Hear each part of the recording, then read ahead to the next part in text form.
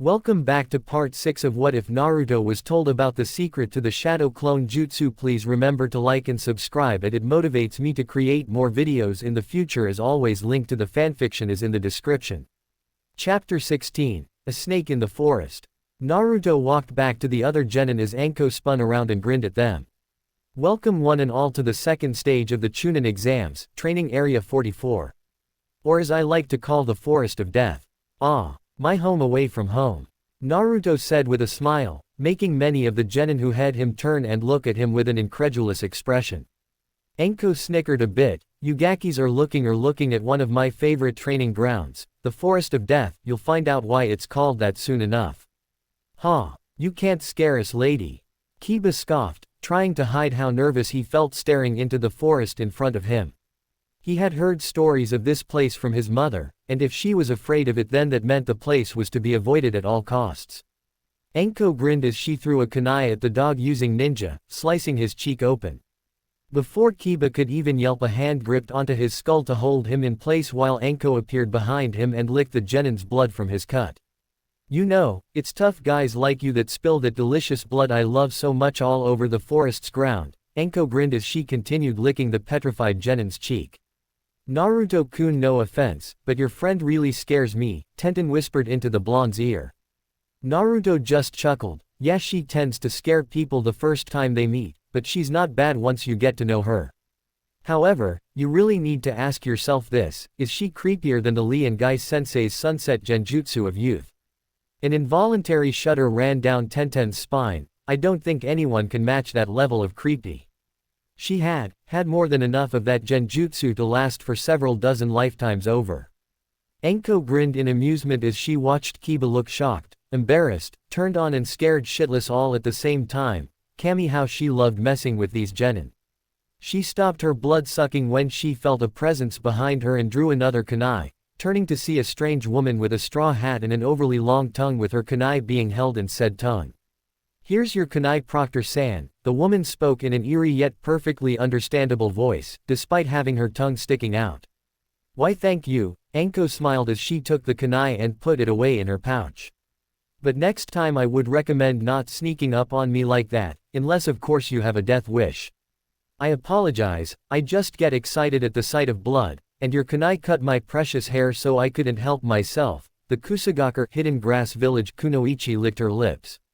Well, it looks like we've got a bloodthirsty bunch this year, Anko said, turning her attention to Naruto, who was still speaking with Tenten. Oi, Gaki, get over here and help me pass out these papers.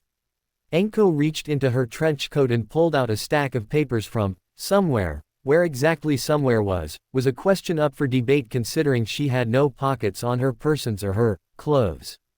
Whatever, Naruto said as he made several kage bunshin to help Anko pass out the papers. You just don't want to do it 'cause you're so damn lazy. Oh, perhaps we need to play some more tag, that way I could show you how lazy I am. Anko gave Naruto a sweet smile. Naruto paled. No thanks, I take back what I said. Good. Anko gave one of the clones the stack of papers. Said clone gave several sheets to the other clones and then they began to pass out the papers.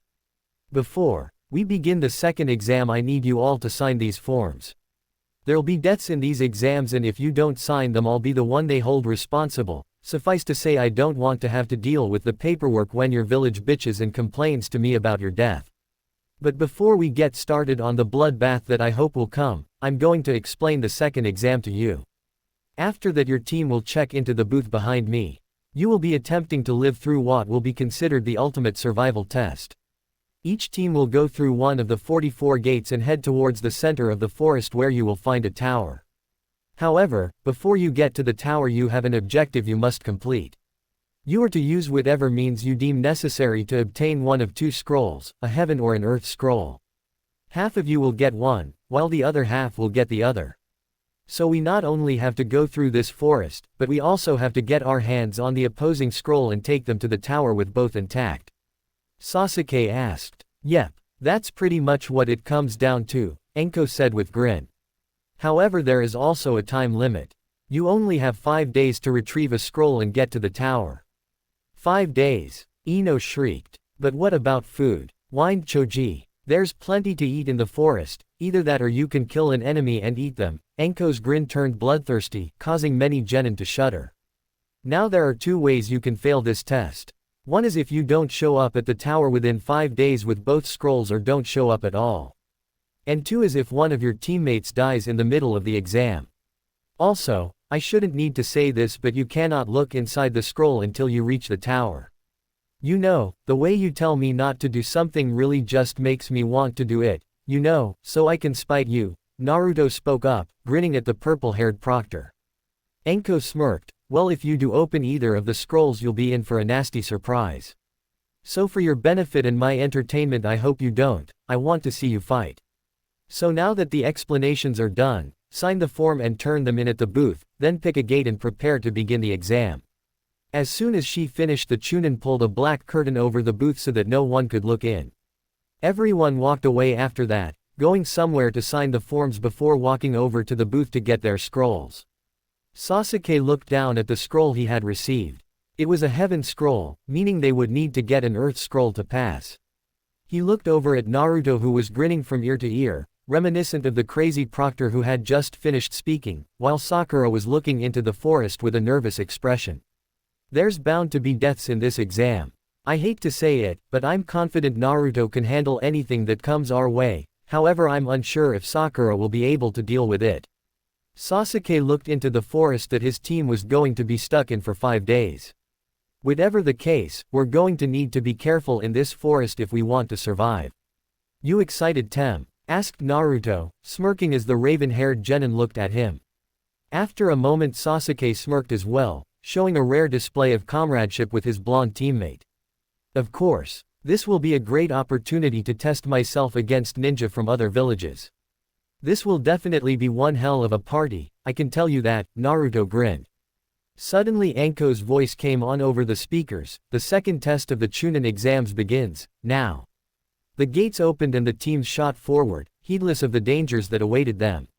Naruto and Team 7 stopped as the sounds of screaming began to echo through the forest. They had known there would be deaths, but actually hearing the screams of people who may be dying at this very moment really made the dangers of this forest sink in. Dobi, from what I heard from your conversation with that proctor, you've been here before? Asked Sasuke. Naruto nodded. That's right, I actually train in here several times a week.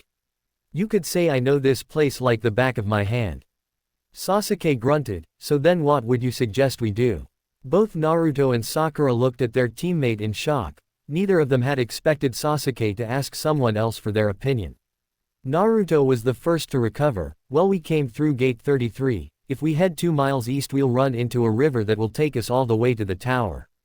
My suggestion would be to take that stream all the way to the tower and then set traps at said tower, since we already know that everyone will be heading there eventually. Of course in this sector there are several man-eating plants, so we'll have to watch out for them. Our best bet for avoiding them will be to stick to the middle ground along the tree branches until we reach the stream. Sasuke nodded. I think that's the best plan we can come up with given the circumstances. You know, you seem pretty chill with essentially giving me the chains of command, Tem. Naruto raised an eyebrow and grinned, admitting my superiority. Hardly, Sasuke scoffed, but you know this forest better than I do, so it would be stupid of me not to at least get your input when coming up with a plan. That's so heartwarming to know you trust me, Tem, I'm touched. Just don't get used to it. The two smirked at each other before moving again, making a confused Sakura follow them. After several more minutes of running, Naruto stopped. Why'd you stop, Dobi? Asked Sasuke. Gotta take a leak, Naruto replied. Gross, Naruto, don't say such things in front of a lady. Sakura crinkled her nose in disgust. A lady? Where? Asked Naruto, grinning like a madman as he moved behind a large bush, leaving a fuming Sakura. Finished listening to the call of nature, Naruto zipped his pants back up and was about to go back to his team, when he heard a noise. Turning around, he was just in time to see an AIM ninja rush up to him. Naruto had no time to act as the AIM ninja stabbed him with a kunai. However, the AIM ninja was surprised when Naruto disappeared in a puff of smoke. The real Naruto jumped right on top of the AIM ninja's head, smashing him into the ground where he met blissful unconsciousness. Grabbing the genin by his light tan jumpsuit, Naruto hauled the genin into the clearing where his two teammates were waiting. What happened? Sasuke asked as he eyed the unconscious genin. Naruto scowled. Bastard tried to jump me while I was answering the call of nature. Seriously. Who does that? Isn't this a violation of one of the man laws or something? Sasuke just rolled his eyes at how overdramatic his teammate was being. Does he have a scroll? Frowning, Naruto dropped the aim genin and searched him, grinning triumphantly when he found a scroll, but frowning when he saw that it was the Heaven Scroll. Great, another Heaven Scroll, Naruto sighed. Looks like our luck is good, but not good enough to get what we want. Quit complaining, Sasuke said, at least it means one less scroll for someone else. He looked down at the unconscious genin. We should tie him up and then we need to come up with a code word in case we get separated and someone tries to do this again. Naruto created a cage bunshin to tie up the aim ninja. The blonde looked at the Heaven Scroll in his hand before sealing it away in a containment seal on his wrist. After that, the three gathered around each other. Alright, we'll need a code word in case an enemy captures us and tries to disguise themselves to get close. If we do this and the person gets it wrong, we'll assume it's an enemy. Sasuke stopped and looked around to make sure no one was listening in. When someone asked for the ninja song Nin Machine, this is the answer you give them: a large amount of enemies is the friend of the shinobi. Hide and remain silent. A shinobi must understand the proper time, when the enemy is tired and ill-prepared. Naruto blinked. Why the hell would you want us to say such a long-ass phrase? I thought this was a password, not a poem. What's the matter, Baka? Too long to remember? Asked a smug Sakura. Naruto glared at her. Of course it is. Only someone with a large-ass brain like you could remember that. He dutifully ignored the pinket's growl. Look, I've got a better idea. The blonde pressed a hand to his left torso and unsealed a brush and a bottle of ink. What are those for, Dobi? Asked Sasuke, more curious than angry at having someone suggest something else, at least for now. He may not always get along with his blonde teammate, but he knew that Naruto could come through when it counted. And with such a serious test in front of them, Sasuke couldn't afford to let any feelings of superiority or jealousy get in the way. I always carry some fuinjutsu equipment on me in case I need to make a seal, Naruto explained as he uncorked the bottle. I want both of you to cut your finger and put some blood into the ink. What? Why would we do that? Asked Sakura, not comfortable with the idea of cutting her own finger. Naruto rolled his eyes. This will let the ink bind with you, making the fuinjutsu, especially the one I'm about to make, that much more powerful. To both Naruto's and Sakura's surprise, Sasuke cut his finger and dripped some of his blood into the ink. After a few seconds, Sakura followed suit, albeit much more reluctantly. So what is this seal? Asked Sasuke as he watched Naruto place his own blood in the ink and begin to mix it. It's called Sotei Jinsei Fuin Binding Life Seal. Basically what it does is create a set of seals that will react to their brother seals whenever they are within 16 feet of each other by glowing a light blue and giving a light vibration. Naruto dipped his brush in the bottle and stirred it a bit more. There are more powerful variations of this seal that actually give a subtle hint of what the other person wearing the seal is feeling, but those are only for 2 people to use at a time since any more would overload the human brain. I created this so that it can be used by more than 2 people, and it will only work for those whose blood is in the ink. Sasuke, where do you want yours? Sasuke sat next to Naruto and showed the underside of his wrist.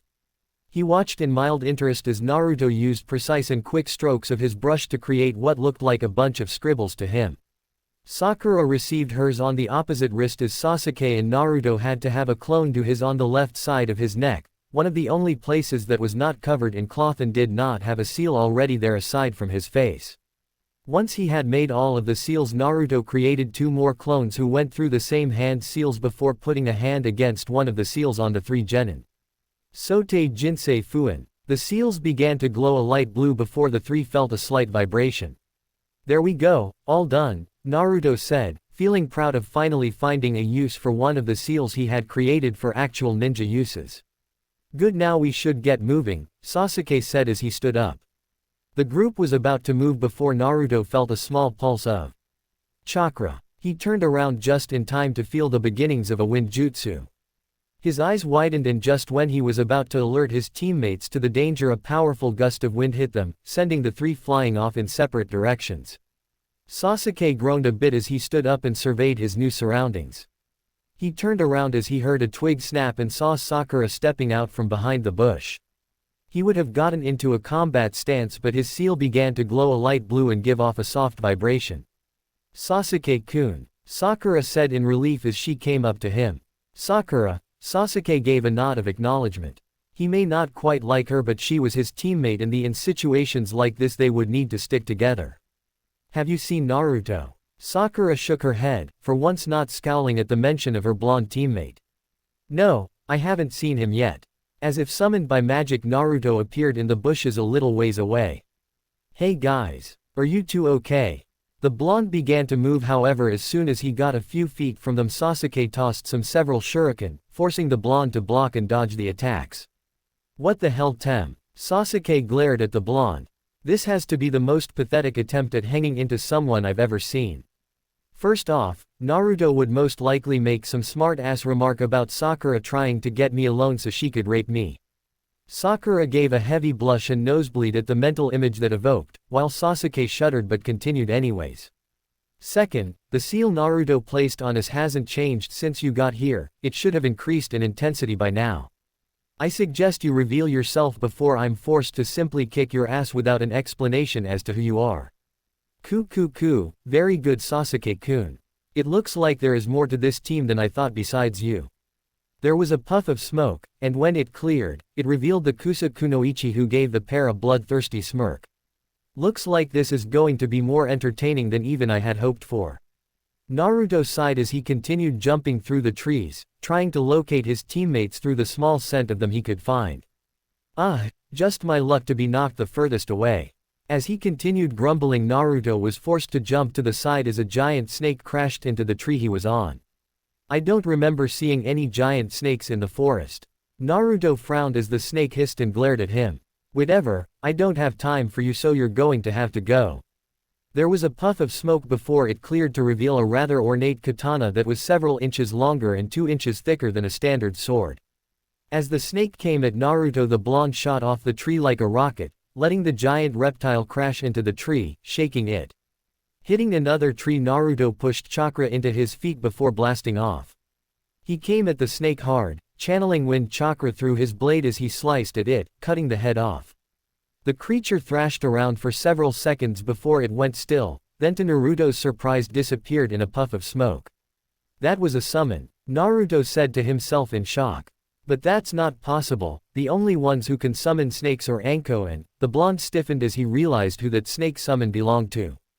"I have to find Sasuke and Sakura fast, and pray that they haven't run into the person who summoned this." Naruto caught a whiff of the pair's scent before heading off faster than before. The strange Kusa Kunoichi pulled out a scroll from her pouch and held it up for them to see. "You guys want this, right? An earth scroll, since you have the heaven scroll." As soon as she finished, the Kunoichi brought the scroll to her mouth, right before she shoved it down her gullet. Both Konoha genin turned a light green and looked like they wanted to puke. "That's disgusting," Sasuke thought as he shuddered. "Now we can fight for these scrolls, with our lives on the line," the woman finished as she released an intense killing intent. Both Sasuke and Sakura gasped as they fell to their knees, shaking and struggling to breathe as images as their deaths at the Kusa ninja's hand came to their minds. They saw themselves getting gutted by a long sword, getting brutally ripped apart, and all manner of gruesome deaths. The images of death lasted several seconds before they disappeared. Yet the feeling remained the same, gripping their hearts and preventing them from moving. This is no genjutsu," Sasuke struggled just to breathe. "Her killing intent is so intense it showed images of my death. I've never felt something like this before, not even from that time with Zabuza's Sakura." Sasuke turned and saw that Sakura was even worse off than he was, shivering uncontrollably as tears ran down her cheeks. "Well, it seems neither of you can move, a pity. I expected this to be a challenge," the woman said with a frown. "I guess I'll just get rid of you right now." She pulled out 2 kunai and gave them a lazy toss towards the 2 prone genin. "Come on, move, I've got to move." Sasuke struggled to move the hand he had that held his kunai. "Come on, move, move." At the very last moment, Sasuke managed to stab himself in the leg. Acting quickly, he grabbed Sakura and leapt away. "I see, so the prey managed to use pain to get rid of his fear," the strange Kunoichi licked her lips. It seems the prey might be more interesting than first glance may seem. Sasuke stopped behind a tree when he felt they had gotten a safe distance away. He knelt down on the branch, pulling the kunai out of his leg with a wince. His Sharingan eyes began spinning frantically as he looked around for any sign of the frightening woman. "Sasuke-kun, your leg looks pretty bad," Sakura said as she looked at the wound. "Let me help you with." The pinkett was silenced when Sasuke covered her mouth with his hand as he searched for the woman. "He's completely terrified right now. I've never seen him this scared before," Sakura thought in surprise. It was then that she noticed the large snake above them, getting ready to devour the pair, and tried to warn Sasuke, but couldn't because of the hand on her mouth. Finally she managed to back away as she pushed the hand back. "Sasuke-kun, there's a snake above you." The raven-haired boy turned and grabbed Sakura before jumping off the branch just as the snake smashed it. He set down Sakura and jumped away as the snake seemed to follow him. "Damn it. I was so frightened I wasn't aware of my surroundings." Sasuke grabbed several kunai and shuriken and began flinging them at the snake, aiming at the head in order to kill it. He gave a soft sigh of relief as the snake hissed and began to fall down. Then to his horror the scales on the snake began to crack, and then revealed the woman who had been chasing him came out, grinning at him widely. "You two shouldn't relax even for a moment," the woman gave a bloodthirsty grin, in the presence of a predator. The woman began to slither across the tree branch, only to be stopped by a powerful wind blade cutting the branch in front of her. "You know, if you two wanted to have a party like this you should have invited me," a voice spoke up from above them. The two genin looked up to see their teammate standing there. Despite the joking tone he had a serious expression on his face. Well, that was quite the wind jutsu," the woman said with a grin. "I don't think I've seen a wind blade that powerful before in a while, and coming from a genin too." Surprises seemed to abound on this team. Naruto glared as he jumped down to his teammates. "Get the fuck out of that disguise, it's not fooling anyone, Orochimaru." His two teammates stiffened and paled at the familiar name. Everyone had heard of Orochimaru, a genius shinobi who had been trained by the Sandaime Hokage along with Jiraiya and Tsunade. A man who was considered the foremost ninjutsu expert, and along with his two other teammates had been dubbed the title of Sannin due to their famous battle against Salamander no Hanzo. He was also one of Konoha's worst traitors, an S-ranked missing ninja who was wanted for inhumane experimentation on citizens of Konoha and most likely, many other villages and countries. Meanwhile the kunoichi just chuckled. "That's quite insightful, I would never have expected it from the dead last of his class." The kunoichi brought a hand to her face, peeling away the skin to reveal a pale face with yellow slitted eyes. "Tell me how you knew it was me." Naruto glared back despite the feeling of dread that was in his gut. He had really hoped he was wrong about who this was. It had been an assumption based on the fact that only he and Anko could summon snakes. Only two people in this world can summon snakes, you and Anko Ne-chan. "Ah, yes, that's right, you know, my old student." Orochimaru chuckled in twisted glee. A part of the Sannin was amused that this boy seemed close enough to consider Anko as an older sister figure. Maybe he could use that for some form of psychological warfare. Ku, tell me, how is dear Anko-chan? She was always my favorite, you know. Is she still sore about me leaving her? You know, I've heard many stories about her promiscuousness within Konoha. I guess I shouldn't be surprised you two seem to be getting along well." "Don't you dare talk about Anko." Naruto clenched his fist so hard he began to bleed. The urge to kill this man was so strong the whiskered blonde had almost launched himself at the snake Sannin right then. It was only through sheer force of will and knowledge that he would not last 5 minutes against this man that allowed him to contain himself. "Because of you she's become an outcast, and only a few people are even willing to try and get to know her." Ku, it seems I touched a sore spot," Orochimaru chuckled. "You and Anko-chan seem quite close. However, I have not come here for idle chatter about my previous favorite tool, there are other matters I must attend to." "What's he after?" Naruto kept his eyes trained on the snake Sannin as he listened to the man's words. The whiskered blonde did his best to remain calm and think clearly despite being near someone who could kill him as easily as one breathes. There's only one reason someone like him would reveal himself to a couple of genin in a village that he betrayed, but that wouldn't make sense. An S-rank missing ninja comes to the Chunin exams for the entire purpose of fighting one of us in the forest of death. I don't understand what he hopes to gain from something like this.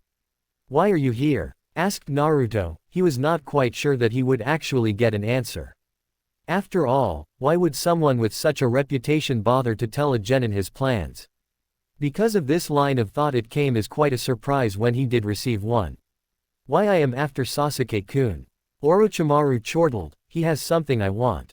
What does he? Naruto's eyes widened as he realized what this was about. You want his Sharingan. That was the only possible explanation Naruto could come up with. Anko had told him about her relationship to Orochimaru, how she was his apprentice. She had also informed the blonde of her sensei's desire to learn all the jutsu in the world. At the time Naruto had simply snorted, wondering why someone would pick such an impossible dream. However, if Orochimaru ever got his hands on the Sharingan, that dream could possibly become a reality. Sasuke's head snapped up and he looked between Naruto and Orochimaru, looking slightly pale and angry. It seems information on you was wrong. You are much more intelligent than my informant gave you credit for, Orochimaru said, licking his lips. He would love to investigate this matter further, however, but I have no time to play games with you, unfortunately. So just let me tend to my business with Sasuke-kun and I'll let you live. Naruto looked back at his teammates. Sasuke was still standing behind him, looking nothing like the Sasuke he knew from his team. Sakura was watching the proceedings in fear, shaking from head to toe at being so close to an S-ranked criminal of Orochimaru's caliber. I must be stupid to even think of taking on a Sannin on my own, Naruto thought as his hands made a hand seal, releasing the weights and resistance seals he had been wearing. He instantly felt lighter and more agile. He knew it would not be enough to defeat a Sannin, but it would at least help. He turned back around and glared at the Sannin. I may not get along with these two very well, but they're still my teammates. The only way you're getting the tem is over my cooling corpse, Naruto declared, shocking his teammates and amusing Orochimaru. How admirable, Orochimaru chuckled at the blonde's determination, amused by his desire to protect his comrades. Ku, very well then, let us see how you do, Naruto-kun. Sasuke, I want you and Sakura to get out of here, Naruto said as he turned to look at his shocked teammate. I doubt I'll last more than 5 minutes against Snake Face over there. You'll have to get away and find a safe place to hide in that amount of time. I suggest you leave now. Naruto brought his attention back to Orochimaru. He began pumping chakra through his body, strengthening limbs and speeding up his reaction time. Without preamble, the blonde launched himself at Orochimaru, closing the distance in several seconds as he reared his fist back to punch the snake Sannin, only for a knee to smash itself into his gut.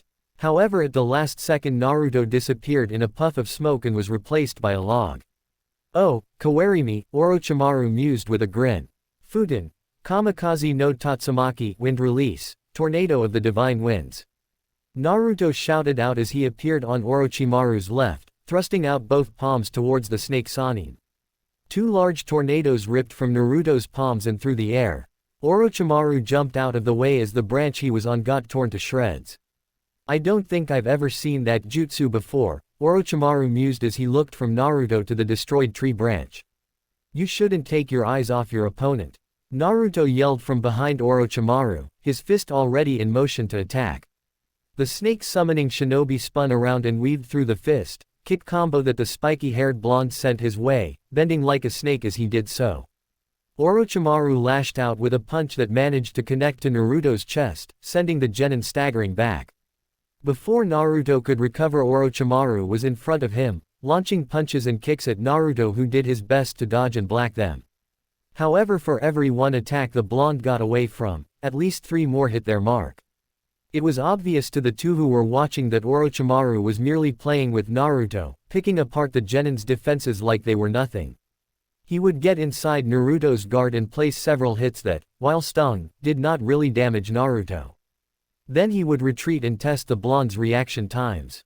Naruto strained his eyes as Orochimaru continued moving, trying to see his attacks and counter them. The man was fast, he was even faster than what the blonde had seen from Guy, and Naruto knew he was still holding back immensely, making the battle enough of a challenge to prove interesting. He knew from his conversations with Anko that Orochimaru was like a snake dealing with its prey. He loved to play with them, to toy with them and humiliate them, to lure them in and strike them. Exactly what he was doing to Naruto right now. Naruto sidestepped a punch, only to find it was a feint and get kicked in the stomach. He would try to block a kick, only for Orochimaru to switch at the very last second and kick Naruto with the opposite leg. He would try to come in with an attack of his own, throwing punches, kicks, launching elbows, knees and headbutts. Orochimaru would weave between them like a snake and then hit him with his own attacks. Naruto sent a heel kick out that was aimed for Orochimaru's leg, watching as the man slithered around the attack and came in with his own. Barely managing to shift his body to the side, the blonde Jinchuriki let the attack slide past him. He grabbed onto the limb and attempted to reel Orochimaru in so he could strike at the man's face. However, despite not looking it and despite not being as physically strong as his teammate Tsunade, the Snake Sanin's strength still exceeded Naruto's. Rather than letting the blonde pull him in, Orochimaru yanked his arm and made the blonde shinobi stumble. With his opponent now off balance, the S-ranked criminal used a knife strike to hit Naruto in the throat, forcing his esophagus closed for a moment and choking him. Orochimaru then lashed out with a kick to the blonde's ribs, sending Naruto tumbling back. However, Naruto managed to change his fall into a roll, kipping back on his feet. Realizing he was merely being toyed with, Naruto decided to attack from a distance, launching a wind blade from his hand. Orochimaru raised an eyebrow in mild surprise at the display of pure elemental manipulation, but still managed to dodge the attack. Naruto launched several more wind blades, hoping to distract him and buy him enough time to come up with some kind of plan to get him out of this alive. However, it seemed Orochimaru did not feel like giving him any Saneigishu. The Snake Sanin thrust out his hands and 6 snakes shot from the man's sleeves. Thankfully for Naruto, he had been fighting against Anko for several months and had come up with an effective strategy for dealing with this jutsu. Channeling wind chakra into the palm of his hand, Naruto thrust it forward, unleashing a powerful wave of wind that the snakes smashed into and stopped cold. It was almost as if they had hit a wall. The snakes dispersed and the blonde also thanked himself for his foresight in learning how to manipulate the elements in its raw form rather than just using standard jutsu. That he could do this with just the training he had proved that this was a good path to follow up on. Going through several hand seals for something he was not yet capable of doing with just manipulation, Naruto called out one of his more powerful wind jutsu, Fuden, Renkuden. Naruto hit himself on the stomach, causing a baseball-sized bullet of air shot out of Naruto's mouth. It sailed right towards Orochimaru, who merely bent his body in an angle that no human should be capable of, before resuming his original standing form. However, that small dodge had given Naruto time to close the distance between them again. He launched a fist that had wind chakra surrounding it at Orochimaru, who merely redirected the fist elsewhere as it released a blast of wind. Getting closer into the blonde's guard, the Sanin shot a punch into Naruto's ribs, only for Naruto to disappear in a puff of smoke and be replaced with a log. The real Naruto appeared behind Orochimaru, his fist linked together by his thumbs as he thrust them out. Fuden, Kamikaze Seiken. 2 large fist-shaped blasts of wind smashed into Orochimaru, leaving 2 fist-shaped indents on his chest and stomach. Before Naruto could celebrate his victory, Orochimaru broke down into snakes that slithered away. Ku. That was quite the jutsu, Naruto-kun, a voice said behind him. Naruto stiffened in surprise. He turned just in time to receive 2 fists to the chest. Naruto felt a few of his ribs compress under the pressure of the hit before breaking. Time seemed to stand still for those few seconds as Naruto's ribs buckled and caved under the strength of the attack. It restarted itself and Naruto found himself smashing into a tree trunk hard enough to leave an imprint of himself before he slid down it. Well, that was certainly an amusing battle. Ku. Orochimaru smiled as he turned to Sasuke and Sakura, who had not left like Naruto told them to. Now I wonder if you can do any better, Sasuke-kun. Sasuke's eyes widened as the S-class criminal walked towards him at a sedate pace. No. Stay back. He threw several shuriken and kunai at Orochimaru, but the man merely weaved in between them like they were not even there. Ku. It seems you still hold fear, child. Orochimaru bit his thumb and began doing a few hand seals. What a disappointment. If this is all you're capable of, I'll just let my pet deal with you. Kuchio's number jutsu, summoning jutsu. Orochimaru slammed his hand onto the branch, causing seals to appear on the tree branch under it. There was a puff of smoke and Sasuke and Sakura found themselves staring at a large snake. Time to feast my pet, Orochimaru chortled from atop the snake. The reptile hissed as it bared its fangs at Sasuke, right before lunging down to devour the boy whole. Sasuke could do absolutely nothing as the snake closed in on him, too busy dealing with the shock of Naruto's decision to protect him, and the fear he felt of Orochimaru. However, before the snake could swallow the two genin whole, Naruto appeared in front of it, letting the creature hit him in the back as he channeled chakra to his feet. The giant snake was stopped by Naruto right in front of Sasuke, who stared at the blonde in shock. Outside of the Forest of Death, one Mitarashi Anko was happily drinking her red bean soup and munching on some dango. There ain't nothing better than dango and red bean soup. Once I'm done eating, I guess I'll head over to the tower. It's been about 24 hours, so the fast ones should be finishing up. Anko finished eating all of the dango on threw the pointy toothpick at the tree. There, a perfect leaf symbol. She exclaimed as she finished making the symbol of Konoha from the toothpicks she had been throwing that had held her dango. There was a sudden puff of smoke and one of the Chunin proctors appeared in front of her. There's big trouble, Anko-san. We need you right away. Anko stared at the Chunin with a blank expression as she chewed on her dango. What is it? Bodies, 3 of them. There's something wrong with them, something I think you need to see. Anko tapped her chin in thought before deciding to follow the Chunin. When she got to the bodies, it was to discover something that rather shocked her, especially since she had seen it before. After examining their papers and personal items, they seemed to be from Kusagaker who were entered into this exam, but the Chunin who was looking at the information on the team shook his head. As you can see, they have no faces. They're blank, as if they've been completely melted off. There's no mistaking it, this jutsu is Orochimaru's work. Anko thought frantically. But why is he here? And why now? Show me the pictures of these 3.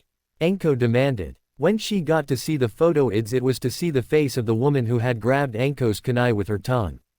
I should have realized this from the beginning.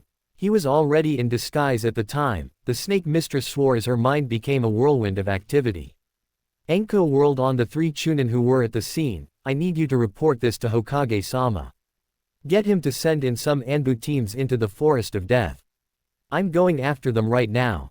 Anko did not bother to wait for a reply as she ran towards the gate and jumped over it, heading into the Forest of Death to confront her old sensei. Naruto's head was looking down, casting his eyes in shadow as he spoke. What the fuck is wrong with you? The voice was different, more guttural and raspy than it had been. I asked you a question, Tem. Naruto lifted his head up to reveal red eyes with black slits running down the middle. His whisker marks were thicker, more jagged than the standard lines they normally were. And his canines had elongated, jutting from his upper lip. What's the matter, pussy? Too scared to even run away. Naruto glared at Sasuke. TCH. This isn't the Tem I know. That Sasuke may have been a prick, but he was never this weak and cowardly.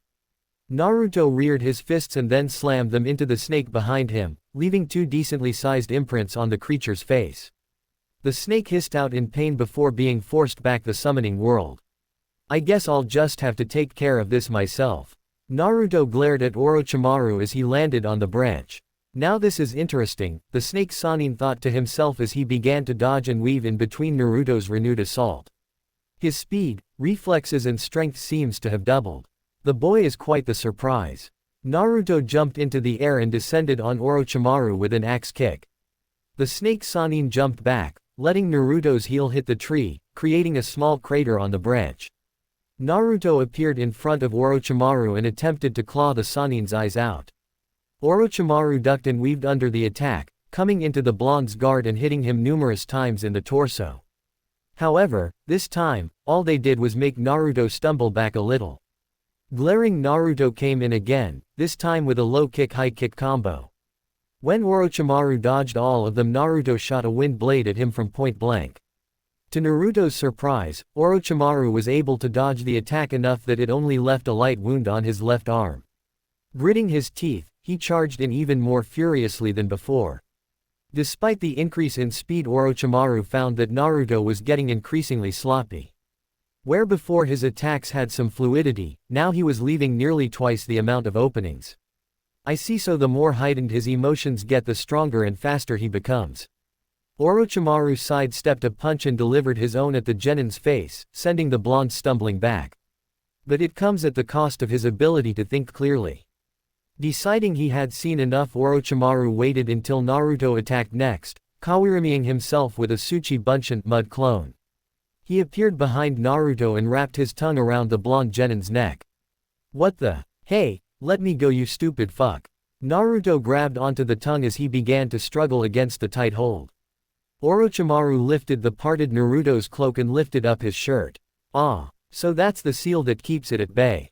I have to admit, it's quite the masterpiece. When your emotions are heightened and you're in danger, it releases the power of the Kyuubi. Very interesting. You may actually be of use to me. The fingers Orochimaru's left hand began to glow purple. However, just as he was about to slam his fingers into the seal with the Gogyu Fuiyun 5-pronged seal, Naruto decided that he would rather not have the snake Sanins touch his stomach, or any other part of him for that matter. Channeling chakra into his gauntlets, the SLINCT sound of his tri-claws coming out sounded, right before he sliced a decent-sized chunk of Orochimaru's tongue right off. Gah! Orochimaru hissed in pain as half of his tongue was severed. You goddamn brat. He opened his mouth and a snake shot out of it. The snake opened its mouth to reveal a sword, which stabbed Naruto right through the stomach, just missing his spinal cord as it went out the other end. AAAAHHHHGGGG. An animalistic howl of pain shot out of Naruto's mouth as he slammed into a tree, the sword pinning him to it. Naruto! Sakura shouted, her voice working for the first time since the fight started. Ku. That was quite the performance, Naruto-kun. Orochimaru regained his composure as he began going through more hand seals. As a gift to you, I will grant you some of my power. Think of it as a gift for impressing me so much. The snake Sanin's neck elongated and he bit Naruto on the left side of his neck. Ah! Naruto screamed as a seal began to form in the place Orochimaru bit, taking the shape of a diamond pattern. Now, Orochimaru turned to look at Sasuke. Let's see if the Uchiha can do as well as Naruto-kun did. Had Orochimaru bothered to look at Naruto again, he would have seen the seal he created pulse, with wisps of purple chakra coming out of it. Naruto's eyes shot open as he sat up. What the where am I? What happened? He asked himself as he looked around, frowning when he saw that he was in Konoha. At least, it looked like Konoha. The buildings were the same, and he could see both the Hokage monument and the tower. However, where the Leaf Village would normally be bustling with activity, this place looked dead. There was no one there, something that rather disturbed the young genin. Standing up, Naruto began to walk around, trying to find any signs of life. How did I get here? He asked out loud, not expecting an answer. The last thing I remember was, his hands immediately went to his neck and stomach, checking to see if the stab wound and the puncture marks he would not doubt have on his neck were there. They weren't there, making Naruto frown. I don't think I dreamed it. So. He was knocked out of his thoughts when he saw a shadow hopping across the roofs. Spinning around, Naruto jumped onto the nearest roof and took off after the shadowy blur. Hey, stop, he called out to no avail. Either the person didn't hear him or the man was just not listening. Damn it, listen to someone when they're talking to you. Stop. Naruto chased the shadowy figure all over Konoha, eventually ending up on the Hokage monument. What the hell is going on here? Who are you? He glared at the figure whose back was turned to him. Answer me. He. The figure laughed, the voice sounded demonic and with an odd echo, as if two people were speaking. So you can't figure it out. Figures, I was always the brains between the two of us. The figure turned around, lifted the hood it was wearing, causing Naruto to gasp as he saw the spiky blonde hair, and 3 whisker marks on each cheek. There was no mistaking it. It was himself. Chapter 17. Of Battles and Courage. It's almost nightfall. Enko jumped through the trees as she searched for Orochimaru. She had been searching for at least 2 or 3 hours now and was starting to get both desperate and angry. Desperate at the thought of finally facing him and killing him, and angry that she had yet to find even a trace of the slippery snake. I'll have to find him quickly. Once it gets dark I'll be at a complete disadvantage. She landed on a branch and looked around, trying to determine where to head next. Ku. Enko turned at the sound of the voice and saw Orochimaru sticking into a tree. Well, hello Enko-chan, how pleasant to see you. Orochimaru, you sick fuck. Today's the day you die. Anko spun around and jumped back as she pulled out several kunai to toss. The snake Sanin's tongue shot out before she could throw them, smacking them out of her hand. Anko landed on a tree branch and looked up to see Orochimaru descending towards her. She jumped back and thrust out her hands. Sanejishu. Several snakes shot out of her hands and latched onto Orochimaru. However, as they sunk their venomous fangs into the Sanin, he turned into mud. Shit. Tsuchi Bunshin. She spun around just in time to intercept her former sensei's tongue, which she noticed with some surprise looked like a part of it had been cut off. She grabbed it with both hands as a snake shot out of her sleeves and wrapped themselves around the tongue, tightening her hold. You're not getting away. She yanked on the tongue, throwing the surprised-looking snake Sanin over her. He landed on the ground with a thud, and Anko used that opportunity to jump on him and ram a knee in his gut. Once again Orochimaru turned into mud, and this time, Anko was not fast enough as several snakes wrapped around her and smashed her into a tree. Anko didn't even have time to gasp as Orochimaru appeared right in front of her and jammed a kunai into her right hand and pinned it against the trunk. Ack! Anko grunted as her hand gave a spasm from the nerves being damaged. Tisk tisk tisk Anko-chan, you should know better. You know you have no chance against me, Orochimaru chided her, much like he had when she was his student. Anko grunted as she yanked the kunai out. Fuck. You. She threw it at Orochimaru, who merely caught it between his fingers, twirling it around before tossing it back at her and cutting her cheek. Before Anko could respond, Orochimaru slammed her into the tree and lifted her up by the neck. Such anger, are you not happy to see your sensei? You know that hurts my feelings, Anko-chan, to know my favorite student hates me breaks my heart. You don't have a heart. Anko gasped as she struggled to breathe. She tried to stab him with a kunai, but Orochimaru used the Kanashibiri no Jutsu, paralysis jutsu, to paralyze her. You wound me, Anko-chan, Orochimaru chided, wagging a finger at her. Why are you here? Anko grit her teeth. Are you trying to assassinate Hokage-sama? No, I don't have enough men for that yet, Orochimaru smirked, so I thought I'd recruit some outstanding shinobi from this village. Ah, Anko tried to scream as she felt her cursed seal flare up. I have to admit I've received quite the bountiful harvest today, the snake Sanin licked his lips. I came here for one particularly talented genin, and I ended up getting two. Both of them have received my gift. How selfish of you, they're going to die, Anko gasped. The chances are 1/10, however one may survive and the other is guaranteed to survive.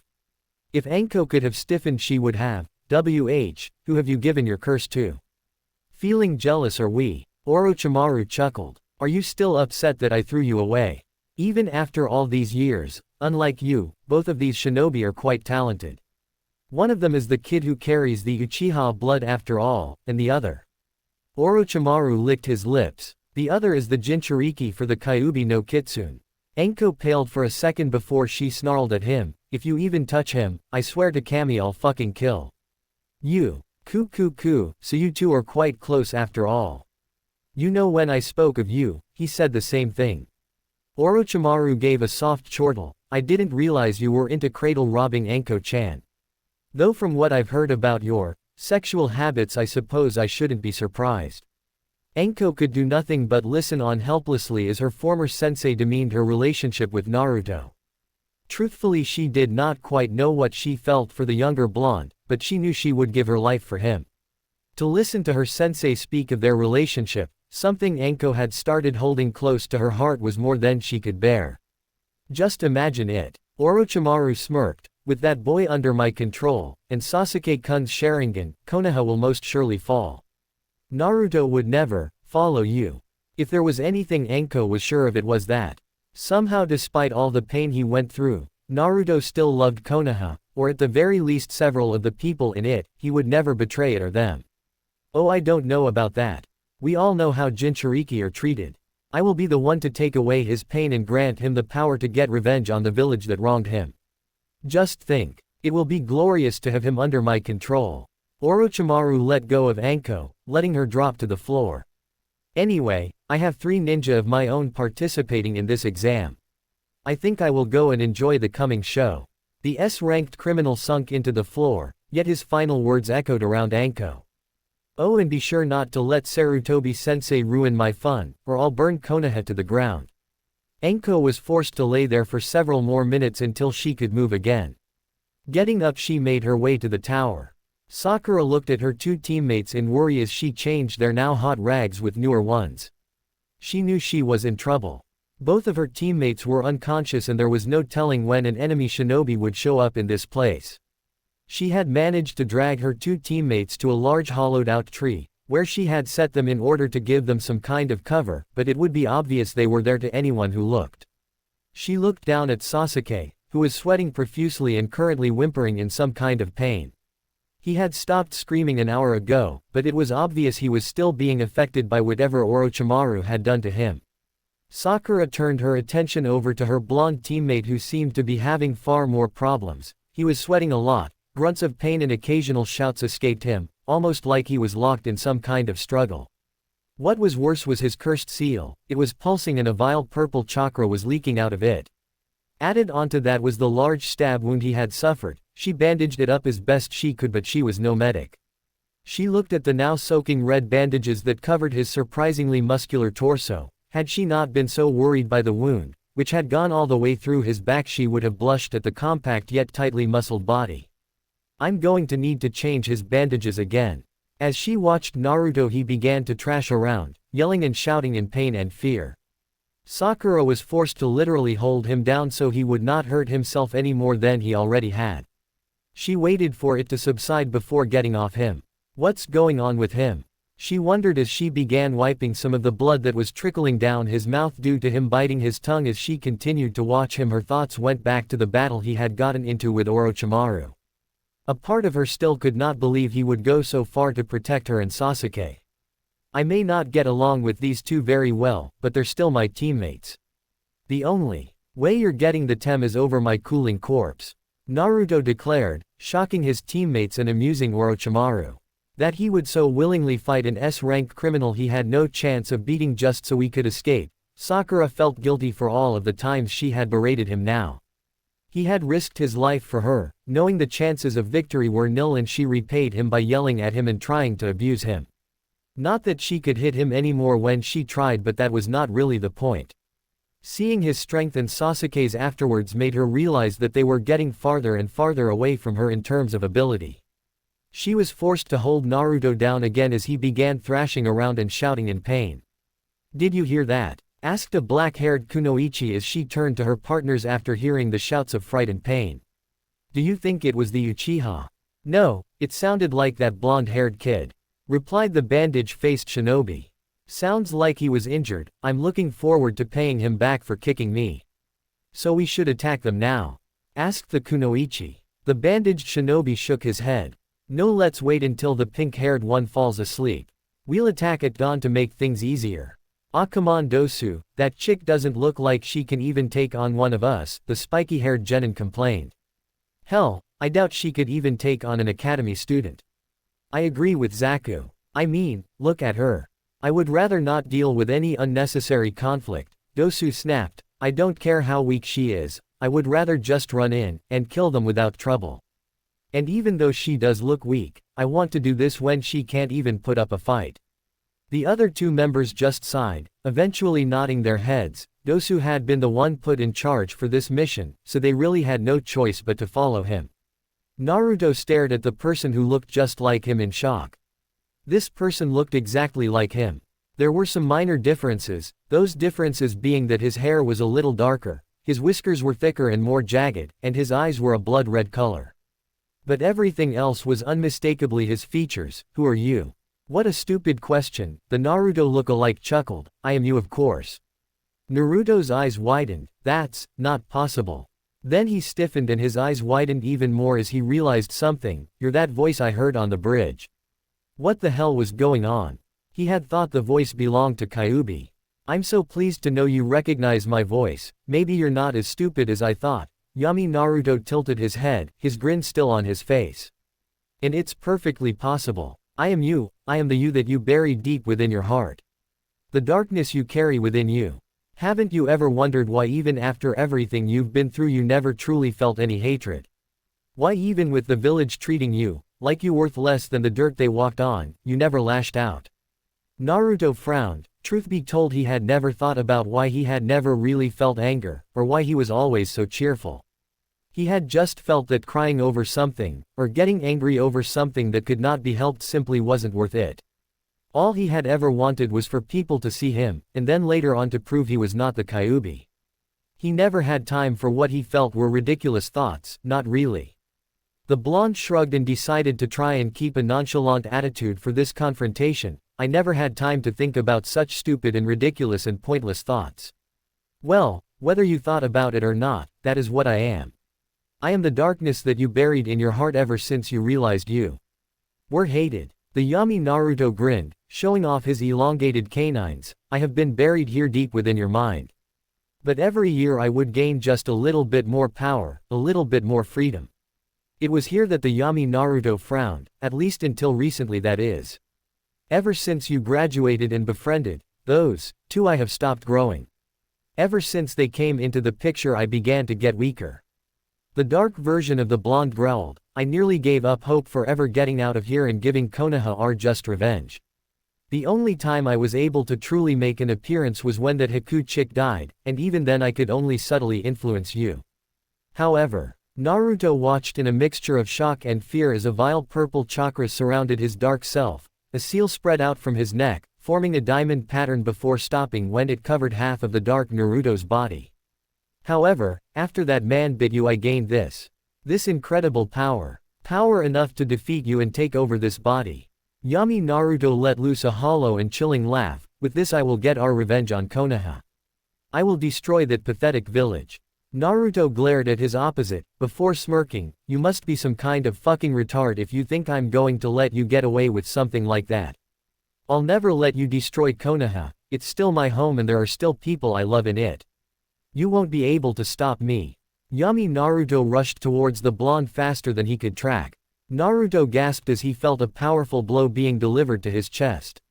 The blonde was sent sailing off the Hokage monument and smacked into the Hokage tower, blasting a hole right through it. Naruto groaned as he pushed some of the larger pieces of rubble off of him. What strength! He stood up on shaky legs, his dark self jumped towards him. The blonde snarled as he charged at Yami Naruto, who had stopped and stared at him with an infernal smirk on his face. Naruto threw a punch at his dark half. However, all he hit was an after-image. He gasped in pain as a fist implanted itself in his stomach, making him fold over like a cheap lawn chair. Pathetic. To think you're a part of me, Yami Naruto frowned. Suddenly Naruto disappeared in a burst of smoke, causing Yami Naruto's eyes to widen before he was sent sailing from a kick to the face. He flipped over in midair as he flew out of the Hokage tower and landed on the ground several dozen feet below. Naruto jumped down after him, descending with an axe kick. The dark half blocked it, grabbing onto Naruto's leg and spinning him around before throwing him away. Flipping in midair, Naruto's feet hit a wall, which he used as a springboard to shoot forward. As soon as he got within reach of his dark half, the dark Naruto smashed an elbow in his face, only for Naruto to turn into a log. He reappeared behind his dark version and linked his fists together, hammering them down onto his head. However, Yami Naruto blocked the other blonde, crossing his arms over his head. He grabbed onto Naruto's wrists before flinging him over his back, making him hit the ground with a grunt. Despite getting the wind knocked out of him, Naruto managed to latch onto his dark half's hands, pulling him down as he planted his feet in the other blonde's stomach. With a yell, Naruto pushed the dark one into the air. Yami Naruto flew several feet into the air, and as he started coming back down, Naruto jumped up to meet him. The blonde planted a fist into the dark one's face, using his chakra increase his strength and send the dark Naruto flying. Naruto landed back on the ground while his dark half hit it with a loud crash. He watched as dust flew into the air, getting into a stance as he waited for his other self to come out. The Yami Naruto did eventually, bursting through the dust and coming towards him at speeds greater than those that the blonde could reach. They soon began to trade blows, smashing each other through buildings and beating and pounding away at each other. They began using the buildings and debris to their advantage, each one trying to gain the upper hand, setting traps with exploding clones in the hopes of at least catching the other off guard. They used all the skills they possessed to beat the other. Technically the two were completely even, they had the same skills, the same strengths and the same weaknesses. A battle such as this would normally have turned into a battle of attrition with two people who had the same strengths simply winning by wearing the other down. Technically the battle was dead even. However, Yami Naruto had the power of the cursed seal fueling him, his darkness feeding the seal and in turn the seal feeding his strength. For every one hit Naruto got in, Yami Naruto got in 3 to 4 more, pounding away at the blonde, beating him to a bleeding mass of flesh. Not that Naruto was about to give up. Realizing his situation, Naruto jumped back and went through several hand seals. Fuden. Renkuden. Naruto's cheeks bulged as he gathered air into his mouth. He hit himself on the stomach, launching a compressed ball of wind. Fool, Yami Naruto sneered as he went through his own hand seals. You can't beat me like that. Fuden. Renkuden. He shot out his own ball of wind, intercepting the one Naruto shot. The two clashed in an explosion of wind. Naruto grit his teeth as he jumped on a building, speeding through more hand seals. Fuden.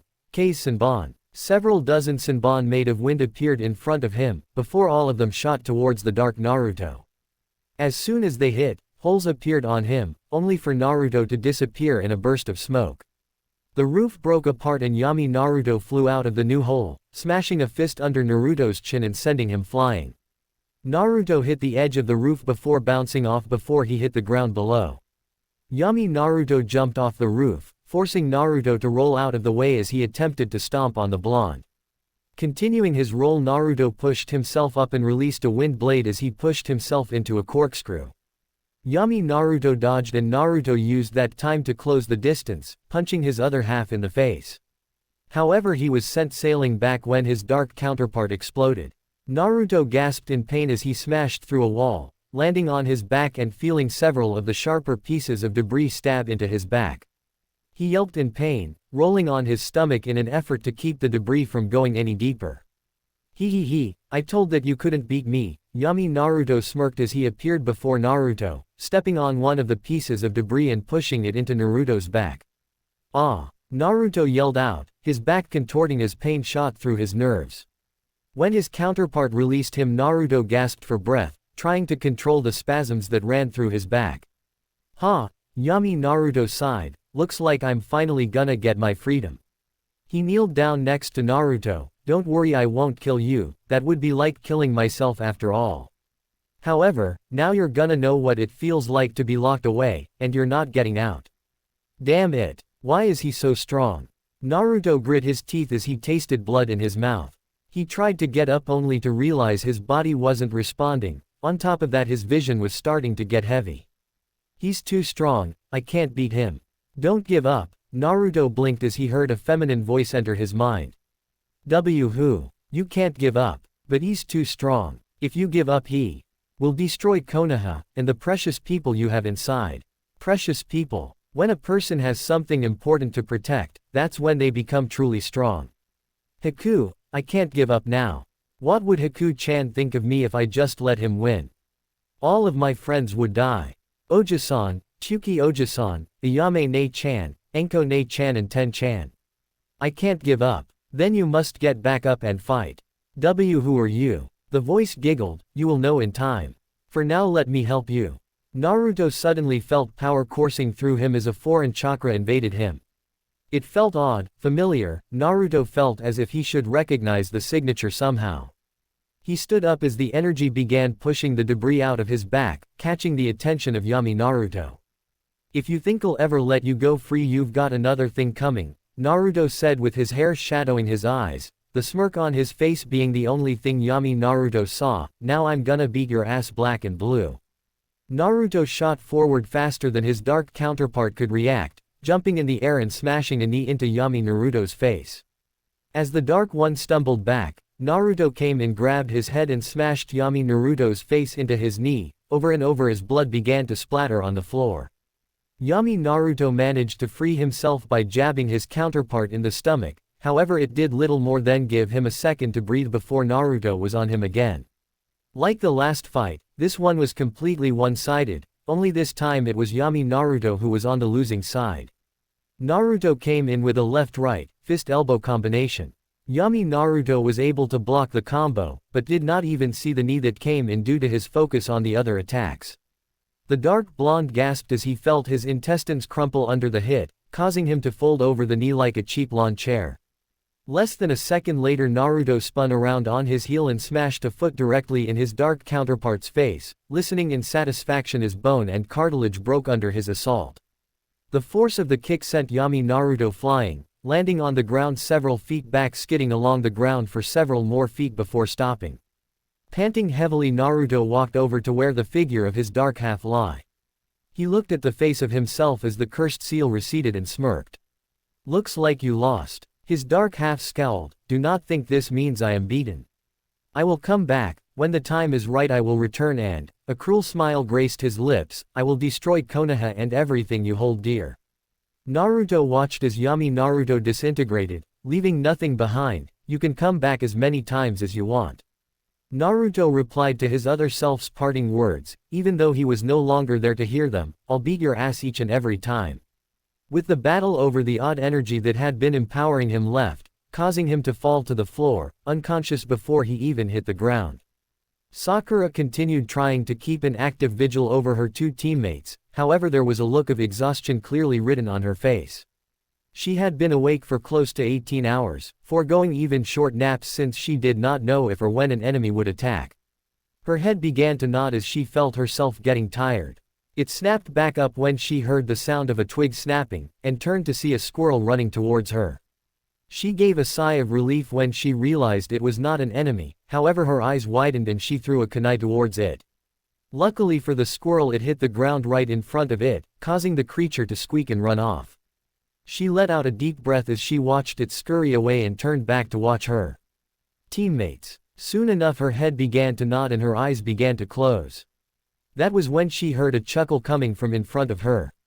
Looking up, it was to see the three Oto genin who Naruto had stopped from attacking Kabuto.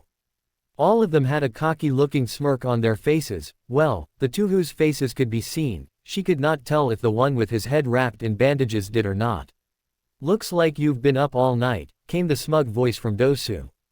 "Now if you don't mind, why don't you wake up the Uchiha? We're here to fight him." Zaku gave the girl a bloodthirsty leer.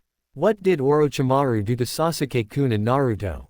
asked Sakura, causing the trio to widen their eyes in recognition of the name. "You guys work for him, don't you? Tell me what that mark he put on them is." The group of Oto ninja paused as they absorbed the new information given. The cursed mark was something only the failed experiments or the elite members of Orochimaru's forces had. Something seemed off about their orders now. Why give the Uchiha a curse mark, only to have him assassinated a short while later? And this girl was saying the blonde had one as well, which was even more out of character for their leader. "I wonder what that man is up to," Dosu wondered out loud, however he pushed aside such thoughts for now. "HMPH, since you now possess this information I'm afraid we can't let you live. Or the other two for that matter." Zaku prepared to charge the girl. "Wait, Zaku," Dosu ordered, getting his teammate to stop. The man walked forwards until he stopped at the spot where Sakura threw the kunai. Kneeling down on the grass, he ran his hand over the area. "This soil looks like it's been disturbed and the grass isn't growing here. It looks like you tried to set a trap for us, poorly I might add." Sakura paled, causing the three Oto ninja to smirk before they leapt over the ground. Before they reached the apex of their jump, Sakura smirked, using the kunai in her hand to cut a strand of ninja wire attached to the kunai embedded in the ground next to her. As the second wire was cut, a large log came flying towards the three Oto genin. While the three were slightly surprised by the second trap, they got over it quickly. Dosu placed the hand with the odd metal gauntlet on the log and channeled some chakra into it. The results shocked Sakura as the log was split in two, leaving the trio's progress to her unimpeded. Her eyes widened as the three descended towards them. As her mind registered that she was going to die, a loud shout of "Konoha Senpuu" distracted her from the defeatist thought, and a green blur appeared in front of the three Oto genin, knocking each of them away with a kick. As the green blur stopped moving, Sakura managed to recognize the familiar figure. "Lee," she thought, confused but thankful for his help. "Who the hell are you?" Zaku shouted as he stood up and rubbed his sore cheek. "I am Konoha's beautiful green beast, Rock Lee, proclaimed the bowl-cut, spandex-wearing genin. Lee, what are you doing here? Asked a bewildered Sakura. The boy looked back at her and grinned. I will always appear whenever you are in danger, Sakura-san. He reached over towards his shoulder and gently grabbed the squirrel sitting on it, before setting the woodland creature on the ground. It's all thanks to you, little guy. Sakura gave the boy a smile. Thank you, Lee. Lee gave her a thumbs up before turning to the Oto genin. I said it once before, I'll protect you, till the day I die. Sakura just smiled as she pulled out a kunai and prepared in case Lee needed help. Dosu eyed the green-clad genin wearily. He knew better than to judge the boy because of his terrible fashion sense. That speed he had shown proved he was good. No matter how good he is, he's no match for the three of us, Dosu thought as he began to advance towards Lee. Darting forward, Dosu uncovered the odd gauntlet he was wearing, rearing his fist back to strike at the genin. Much to his shock, said boy waited until he was halfway there before slamming his hands into the ground and pulling out a large chunk of rock and dirt. Dosu's arm hit the rocks, causing it to explode. While I have not seen you fight, I remember you bringing that strange gauntlet to bear against Kabuto-san, Lee stated calmly. Because I don't know what it is, logic dictates that I shouldn't let you hit me with it. Dosu narrowed his one good eye as he landed on the ground before rushing back towards the Konoha genin. Lee waited for his opponent to calmly, and when Dosu was in range struck out with a right-left combination. The right fist was blocked but the left happened too fast for Dosu to see it until it was too late. Dosu stumbled back and was then kicked in the ribs and went flying back a ways. Grunting, he got back up and was forced to jump out of the way when Lee sent a punch at him that was strong enough to make a crater when it hit the ground. Lee stood back up and faced Dosu, who came back at him. Dosu swung at Lee with the arm that did not have the gauntlet attached to it. Lee blocked the arm, grabbed onto his as he threw his opponent into a tree, leaving a small impression. Dosu narrowed his visible eye as he pushed himself out of the impression he was in before charging at Lee again. Realizing that straightforward tactics wouldn't work, he decided a little deception was in order. Coming in, Dosu made a feint with a high punch. When Lee moved to block him, he switched attacks and came in with a kick that caught Lee unawares. By the time Lee had recovered, Dosu was nowhere to be seen. A kick to the back of his head sent Lee stumbling forward before he felt a hand grip his leg and toss him into the air, then slam him into the ground. Lee got back to his feet and searched for Dosu. As he did, he felt a presence behind and saw Dosu coming in with his gauntlet-covered fist reared back. I am sorry, Guy-sensei, but I must use that jutsu, thought Lee as he unwound his bandages. As Dosu got within striking range, Lee disappeared from view before appearing below him and kicking the Oto genin in the chin, hard. As Dosu soared into the air, Lee appeared behind him, wrapping the mummified genin in his bandages. Then Lee started to spin, slowly at first, but it gradually picked up more and more speed until the pair looked like a drill plummeting to the earth. Take this, Omit Renge, hidden Lotsu, yelled Lee as he released his hold on Dosu. Just as he was about to hit the ground, Zaku slammed a hands into the ground and sent a wave of air towards the spot Dosu was about to hit. A few seconds later, Dosu hit the ground head first, implanting himself into it with a little over half his body sticking up. With a few wiggles and grunts, Dosu got himself out of the ground and stood back up, no worse for wear. That actually would have killed me had Zaku not softened the ground for my fall, Dosu said as he looked at his now tired out opponent.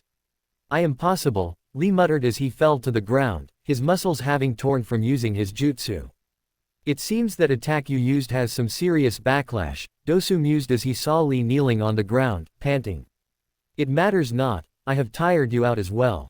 I can still win, Lee said, giving Dosu a confident smile. Not in that condition you can't, Dosu chuckled, and in case you haven't noticed, I'm not the only one you need to deal with. But enough of that, I'm getting tired of your interference, so I'm going to finish you off now. Dosu charged forward once, again as he reared his arm back for another attack. Lee tried to dodge only to receive a jolt of pain for his troubles as the after effects of the jutsu kicked in. He looked up just as Dosu swung at him. Lee was lucky enough to dodge the attack, albeit barely, but before he could even think of retaliating, his vision began to get blurry and a sharp pain filled his head as his ears bleed. Lee tried to stand, but as soon as he moved he was forced onto his hands and knees as he began to throw up. You like? Asked Dosu. I call this my melody arm. With it I can amplify sound waves and use the vibrations they cause to break through your eardrum and damage the inner membrane, making you lose your semblance of balance. You won't be able to function properly for a while now." Deciding he did not want to be left out, Zaku lifted up his hands and pulled his palms up to reveal the hole he had in each hand.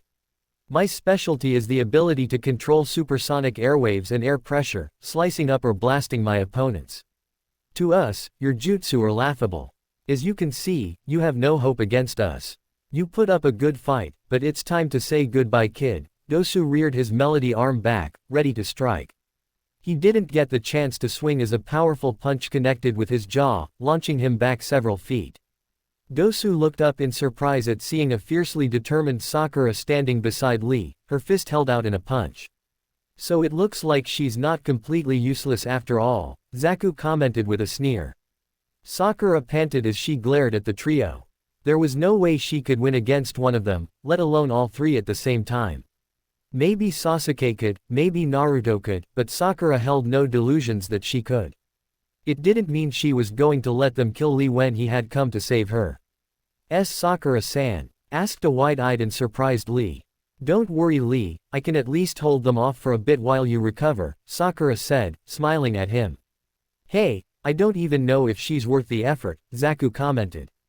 "Well then, why don't I take care of this?" Kin asked rhetorically. Sakura looked at Kin before dashing towards her. She flung several shuriken before going through a set of hand seals. Kin blocked or dodged all the shuriken and looked at the pinket only to see 3 of her. "You don't honestly think a pathetic jutsu like that is going to work, do you?" snorted Kin as she threw several senbon at Sakura. All 3 Sakuras burst into smoke, with the one in the middle also being replaced with a log. Sensing a presence behind her, Kin turned to see 3 more Sakuras, all of them doing hand seals. Kin gave a grunt of annoyance as she tossed more senbon. Once again, the 2 on either end disappeared in a puff of smoke while the middle one was replaced with a log. Kin spun around just as Sakura appeared behind her, blocking the punch the pinket sent her before lashing out with her own fist. Sakura stumbled back, giving Kin the opportunity to knee the girl in the gut before kicking the back of her legs, forcing Sakura onto her knees. Then she grabbed Sakura by the hair, pulling on it as hard as she could, forcing Sakura to yelp in pain. "Well, get a feel of this, it seems her hair is softer than mine," Kin's smirk turned into a disgusted sneer. "If you have time to take such good care of your hair, you could have spent it better training. You're not even a real kunoichi, are you? Probably just a pathetic fangirl for the Uchiha boy over there. Hey Zaku, why don't we kill that Sasuke guy in front of this little bitch?" "Hey, it would be my pleasure," Zaku said as he made his way over to the shelter. Tears began to pour from Sakura's eyes as she realized just how useless she was. "I'm so weak. I've always berated Naruto for being a pathetic idiot, but the truth is I always had to rely on him and Sasuke-kun to bail me out of trouble. Now these guys are going to kill them because I couldn't do anything." She thought about all the times Naruto and Sasuke had protected her. When Sasuke jumped in front of that Kiri Chunin during the beginning of the Nami mission, he and Naruto had done all the fighting during that mission, she had done nothing. And then in the Forest of Death Naruto had put his life on the line for them, knowing he could not defeat Orochimaru. And even though he had been severely outclassed, he had done far better than any genin had the right to, Sasuke as well after Naruto fell. "I don't want to be the one to fall behind," Sakura thought. "I can't be the one to fall into their shadow, I want to stand beside my teammates." A yank on her hair brought her head back up. "Come on, pay attention. My teammate is going to kill your boyfriend, I wouldn't want you to miss it." Sakura's eyes widened. "I can't let them kill Sasuke-kun or Naruto." Sakura brought her kunai up, causing Kin to take notice. "You don't seriously think you can get me like this, do you?" Kin asked with a superior smirk. "Don't be stupid, you're too weak to get me. Who said this was for you?" "Wah." Sakura slashed the kunai up behind her, cutting off her hair and surprising Kin. Standing up, the pink-haired girl reared her head back and smashed it into Kin's face, causing the girl to stumble back. Sakura then raced towards Zaku, who had taken notice, and began several hand seals. Zaku sent a blast of airwaves at her, but Sakura replaced herself with a log, reappearing on his left doing more hand seals. "Gah, you're so annoying." Zaku shouted as he released more airwaves. However, Sakura once again replaced herself with a log, this time appearing above him. That stupid technique will only work so many times. He flung a kunai at her and then began searching around for where she would appear next.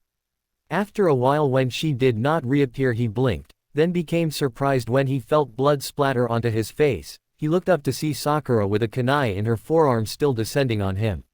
She jabbed her own kunai in his left forearm while biting onto his right hand. The two tumbled to the ground with Sakura on top and keeping Zaku from using his airwave attack. "Gah, you bitch. Get off." He began to smash a fist onto her head, attempting to get her off of him. "You goddamn crazy bitch. Get off." A little distance away, Choji, Ino and Shikamaru, who had stumbled on the scene, watched in horror as one of the people they knew from the academy was getting her face beaten in. "What do you want to do, Ino?" asked Shikamaru, for once his voice not sounding lazy. Ino bit her lip as she remained silent. She didn't know what to do. A part of her wanted to help her former friend. But another part still remembered when Sakura had given her back the ribbon she had given the pink-haired girl as a sign of friendship. "Ino," Shikamaru said, "she's your friend, isn't she? Didn't you two know each other really well in the academy?" Ino looked at Shikamaru before looking back at Sakura, who was still taking a beating. A determined expression came onto Ino's face as she stood up. "Let's get out of here." After bashing Sakura in the face several dozen more times, Zaku finally managed to get her off. He was just about to blow her to oblivion when Team 10 appeared, though Choji looked like he was about to run away at any second. "Great, some more of you." Zaku snorted. No matter how many turn up, the outcome is going to be the same. He and the other two Oto genin were getting annoyed with all these people constantly coming and interfering. They just keep swarming in. They're like bugs. Dosu mumbled. "What the hell are you two thinking?" Choji hissed. "These guys are too dangerous." Choji knew that out of all the teams, theirs was likely the weakest. They had the laziest jonin in Konoha, who preferred playing shogi to teaching. Shikamaru never trained, preferring to either watch the clouds or play shogi with Asuma and recently Naruto when he would show up. He himself was always eating while watching the clouds or watching Shikamaru play shogi. And Ino either only complained, fawned over Sasuke, or talked about beating Sakura. It was made worse because each of them only knew one of their clan techniques. Shikamaru was too lazy to learn anymore. Ino was too busy being a fangirl. And Choji was always too busy eating to learn. He was snapped out of his thoughts when Shikamaru spoke up. "It's troublesome, but we have to do this. Now that Ino's shown herself, we men can't just run away." "Sorry I got you two involved," Ino apologized. "But we are a three-man team, we do everything together." "Meh, whatever happens, happens," Shikamaru shrugged, "we'll find a way to deal with this." But I don't wanna die yet," whined Choji as he turned around and attempted to make a run for it. However, Shikamaru had latched onto Choji's scarf to keep him from leaving. "Come on, Shikamaru. Let go of my scarf." "Hee, you can leave if you want, fatty," Zaku said, grinning darkly. Choji stopped moving completely. All thoughts of leaving disappeared when Zaku said those words. What did he just say? I couldn't hear him too well. "I said you can go back into the forest and fuck yourself." "Fat ass," Zaku exclaimed. "Oh no, now he's done it." Shikamaru muttered a quick curse of troublesome under his breath. That word is taboo for Choji. Choji did complete 180 turn around as steam began to pour out of his ears. "I'm not fat, you stupid piece of shit. I'm big boned. And now I'm gonna squash you." Choji began going through several hand seals and with a cry of, Bika number Jutsu, double weight Jutsu, expanded to nearly 3 times his size. His limbs and head were pulled into his clothing with chakra coming out of the holes, turning him into a giant ball. "Pudgy's rule," he cried out, somehow still perfectly clear despite being inside his clothes, before he began rolling towards Zaku faster than the Oto genin expected. "What's this weird jutsu?" Zaku held out his hands and sneered. "It's just a rolling ball of fat ass." Zenkuaha, slicing airwaves. A blast of airwaves was sent towards the rolling ball that was Choji, slowing the genin down some. However, Choji jumped up into the air and descended towards him. "What the? My airwaves were useless," Zaku shouted. "And I can't touch that thing or it will rip my arms off, then I'll be crushed." Seeing the predicament his teammate was in, Dosu began to run towards Zaku. Before he could get even 5 feet he found himself frozen. Out of the corner of his eyes he noticed his shadow was attached to Shikamaru, who was holding up a hand seal. Kage main no jutsu, shadow possession jutsu, success. The shadow using Genin muttered. My body, I can't move. Dosu found that even talking was requiring some effort. Choji slammed into the ground, forcing Zaku to jump away lest he be crushed. Shikamaru put his hands on his head with the fingertips touching his head, forming an M and forcing Dosu to do the same. Dosu, what are you doing? Kin shouted as she saw Dosu moving into weird poses. Ino, now it's just the girl we need to take care of. Shikamaru shouted as he used his hands to make a pair of ears on his head, forcing Dosu to do the same. Got it, Shikamaru. Ino made a triangle hand seal. Take care of my body. Ninpu, Shintenshin no Jutsu, ninja. Art, body possession jutsu. Ino's body swayed a bit before Shikamaru caught her. A little ways away Choji's jutsu had worn off and said Genin had swirls in his eyes. Ooh wow, everything's spinning. It's over now. The now possessed Kin shouted as she pulled out a kunai.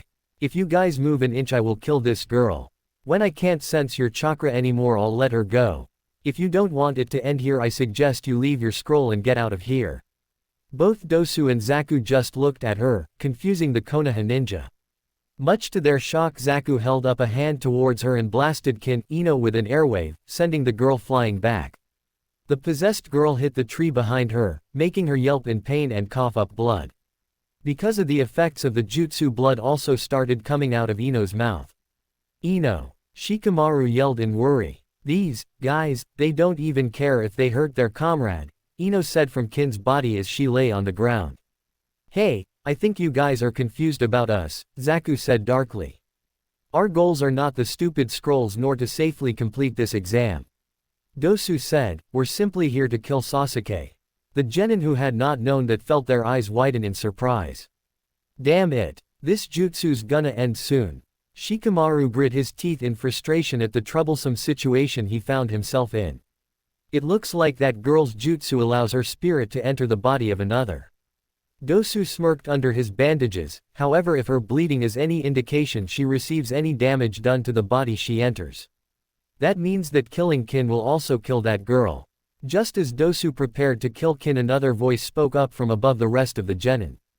Bah, I can't take this anymore. Everyone looked up to see Neji and Tenten on a branch several meters above them. Neji scowled as he crossed his arms, some minor Oto ninja fighting against these second-rate ninja and declaring it a victory. He scoffed, how pathetic. They keep coming out like cockroaches, Dosu mumbled. Lee, Tenten muttered as she saw her teammate. She turned her gaze to look out across the battlefield and her eyes widened when she saw Naruto unconscious, Naruto. Neji looked at her before looked back at the battle, more specifically 3 Oto genin, the kid with the bowl cut is our teammate, it looks like you went a little overboard with him. So what if we did? What are you going to do about it? Zaku gave the Hyuga a defiant glare. Neji opened his mouth for a moment before he smirked and deactivated his Byakugan, I don't have to do anything. Everyone wondered what he meant with that statement, but it soon became clear when a vile and evil chakra descended onto the clearing. Turning everyone saw Sasuke who was getting to his feet with purple chakra whipping around him violently. Standing up he looked himself over as he activated his Sharingan. Sasuke-kun, Sakura mumbled in shock, shivering at the violating feel the purple chakra gave off. Sasuke turned to look at her and frowned, Sakura, who did this to you? With everyone's attention on Sasuke, no one took notice of Naruto as the seal on his neck hissed and steamed before dissolving as if it had never existed. Naruto stifled a small groan as he woke up. Cracking his eyes open the whiskered blonde found himself staring at an unfamiliar ceiling. He looked to his left, then his right and took note of the room he was in.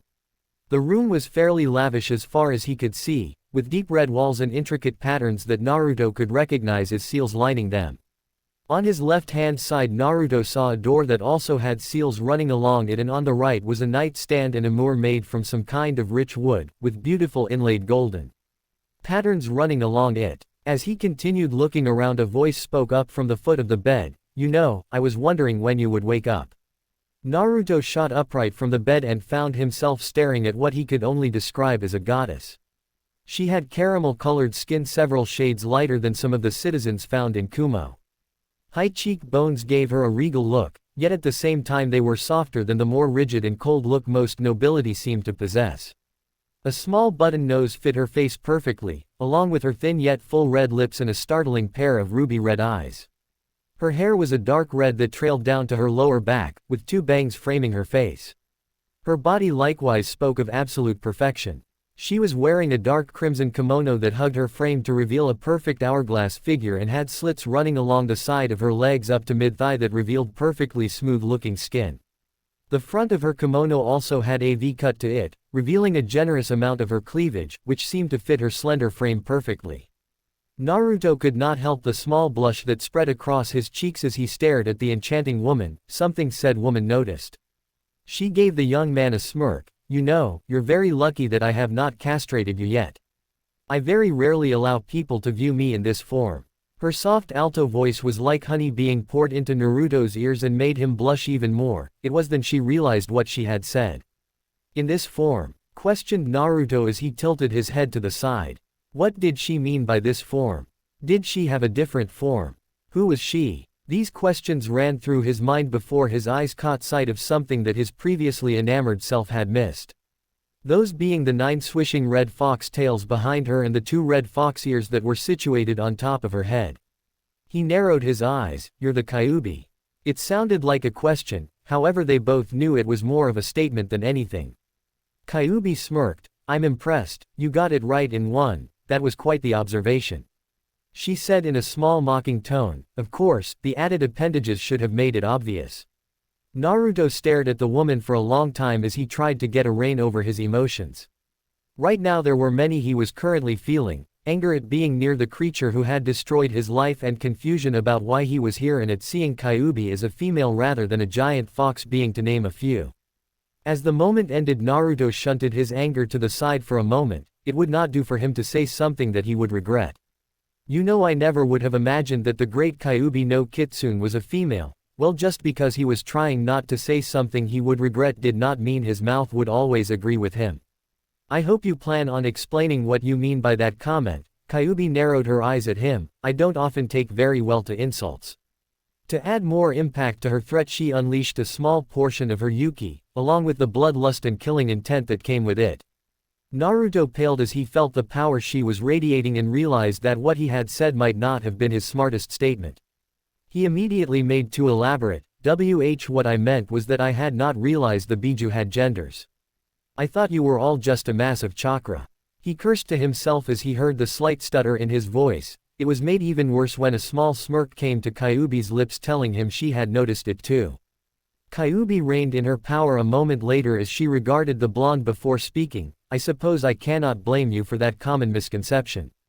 None of the Biju were born with genders, even I myself did not have one to start off with. The vixen gestured to her body as she continued, this body, what you see before you, is a creation of my own making. I made this sometime near the beginning of my life so I would not have to deal with all of the troublesome humans that would try to attack me when I traveled. She paused for a moment before smirking. It was also a good way to live a more luxurious life, one that was more befitting for a being like me. Naruto narrowed his eyes. What do you mean? Kyuubi looked at Naruto with a smirk before shrugging her shoulders. I suppose I could tell you. You should be suitably honored as you will be the first and most likely only person to ever know this. When I originally created this form, it was simply so I could move without the hassle of having to deal with some stupid humans that may try to gain my power, as I stated earlier. However, I soon learned of another benefit that came with this form. Men tended to lust after me. When Naruto raised an eyebrow, Kyuubi decided to elaborate. I noticed it during the first time I visited a human settlement. Men would tend to stare at me as I passed. Even those who seemed to have a significant other with them could not help but drool over me. I soon learned that I could use this to my advantage. Naruto's mind ran through that statement several times before he realized what she meant. You're telling me you seduced them? Well, not exactly seduce, Kyuubi smirked. That would imply that I actually touched them. I would never sully my hands by letting them touch some pathetic human in that way, nor would I let a human touch me, beyond what was absolutely necessary. No, I simply let my natural charms do the work and they would wait on me hand and foot. It really was quite amusing to watch. So you ruined people's relationships for your own selfish reasons. You used people for your entertainment. Naruto hissed out through gritted teeth, I suppose I should expect nothing less from a selfish creature like you. Kyuubi narrowed her eyes at the blonde, do not presume to know me. I am ageless, I have lived hundreds if not thousands of years, humans are nothing to me. They're like ants, such creatures should be honored that I found a use for them, rather than simply stepping on them like the other Biju were prone to do. Naruto snorted, right, cuz the Konoha ninja you killed when you attempted to destroy Konoha were ants that you decided to find a use for, right? Almost as soon as he said that, Naruto was blasted with a high dose of Kyuubi's killing intent. He paled and sweat began to form on his brow as his breathing got heavy from the pressure of the redhead's power. Before he knew what was going on, Kyuubi was right in his face with a glare that put every other glare he had seen on a female to shame. You are so lucky I cannot kill you right now, child. Kyuubi sneered at the blonde, twisting her pretty visage into something truly frightening. Were it not for the seal that binds our souls together, I would have destroyed you for making such a presumptuous and arrogant claim. You know nothing of me, of whom I am, what I am. You only know of the things you have heard from this damnable village and the fools who live in it, words spoken by foolish humans who understand nothing and cannot even see past their own self-importance. You know absolutely nothing of that night. Do you honestly think I would let myself stoop to such a level that I would bother with killing off a small human village such as yours? Kyuubi scoffed, do not be full of yourself, as I said, humans are contemptuous creatures and I would never tarnish myself by giving into baser emotions I may have to destroy one pathetic human village like lesser beings might. Naruto gulped as he tried to keep his fear out of his voice, then why did you attack? The demoness reigned in her bloodlust and power as she backed off and gave the blonde a pointed look, that is not something I would share with another lightly. You have not earned my respect, nor do I feel you deserve that information. Kyuubi paused for a moment as if in thought, perhaps in time, if you prove worthy I will tell you, but as of right now you have not earned the right. Naruto frowned as Kyuubi spoke, a part of him wanted to demand her to tell him what had happened on that night. After all, she was sealed inside of him because of her nearly leveling all of Konoha to the ground. If anyone had the right to know what had happened that night, then it was him. However, he was also not stupid enough to push his luck. In the end he decided it was best not to speak, lest his tongue say something he would regret. Thankfully the vixen had some other things to say to break the silence. Now that you know your place, perhaps we can discuss the real reason I brought you here. Naruto looked at Kyuubi with a prominent frown, the real reason. Yes. Deciding to get comfortable, Kyuubi sat down on the bed, letting her tails lay on her lap. The reason I called you here is due to what that man did to you. Naruto noticed the distaste the fox woman's voice held when she said man, making it obvious she did not like him. You mean when he bit me? Asked Naruto as his hand went to the spot he was bitten. Kyuubi nodded. When he bit you he injected several powerful enzymes along with a portion of his soul and several powerful seals that, if they had taken a hold of you, would have enslaved you to his will. It was here that Kyuubi gave a small pause and her eyes gained a thoughtful look. You are lucky it was me who was sealed inside of you. Had it been any of the other Biju they would not have been able to contain the power of the seal like I had. Naruto frowned, but you didn't contain it, I had to face an evil version of myself with the power from that damned seal. And yet it did not extend beyond that, did it? Kyuubi said, making the spiky-headed blonde concede the point. I was able to use my Yuki to contain it, which in turn allowed you to drive it out by combating your other half. I see. Naruto looked at his lap in thought for a second. Bringing his head up again he looked at Kyuubi, I suppose you want some kind of thank you. Kyuubi gave him a mocking smile, well a thank you would certainly be warranted in this instance, but I did not do it just for you. The redhead frowned, had I not used my power, you would be enslaved to the power of the cursed seal. I will not have my vessel being used by some foolish man with delusions of grandeur. Naruto raised an eyebrow at the statement and the possessiveness her voice held when she said my. It was obvious to him that she did not particularly care for him, if she even did at all. Yet she had protected him from Orochimaru's seal, a part of him wondered why she had done such a thing. His tenant noticed his questioning look and decided that further explanations were needed, as you are my vessel that means you represent me in a way. I have no way of escaping here, so I have to rely on you to make sure my name does not get sullied. Being used by a madman who desires the untouchable would ruin not only my reputation, but also make it harder for me to have any influence over your decisions. So you wish to control me? Asked Naruto with narrowed eyes. Kyuubi scoffed, of course I wish to control you, though you do not need to worry. With this, the redhead pointed to the choker on her neck, I cannot control you in any way. Naruto took a closer look at the choker she was wearing and noticed it had the same seal that he had noticed running along the walls. It took him a moment to realize they were the exact same seal as the one on his stomach. I see, this seal is what keeps you here. Yes, Kyuubi answered stiffly. The whisker-marked blonde was silent for a moment. I get the feeling you did not bring me here just to tell me about what that man did to me. Very good, Kyuubi said with a smirk, you are right. I called you here to tell you of the consequences that this event has had on you. She frowned as she went into her explanation. When he placed that seal on you, I was forced to divert a lot of my Yuki to keep you alive and the seal from spreading. More than half, to be honest. The enzymes were much stronger than I would have expected. However, due to the enzymes that had entered your body and my Yuki being used to keep them at bay, your body has been changed would be the best way to put it. Naruto stiffened as he looked at Kyuubi. What do you mean, change? I mean you are no longer human, she said in a blunt tone. The complete overdose of my Yuki, along with the enzymes invading your body, has turned you into something other than human. I believe the closest term I can call you is Hanyu. Your body, while still at least half human, has been changed to match that of a demon.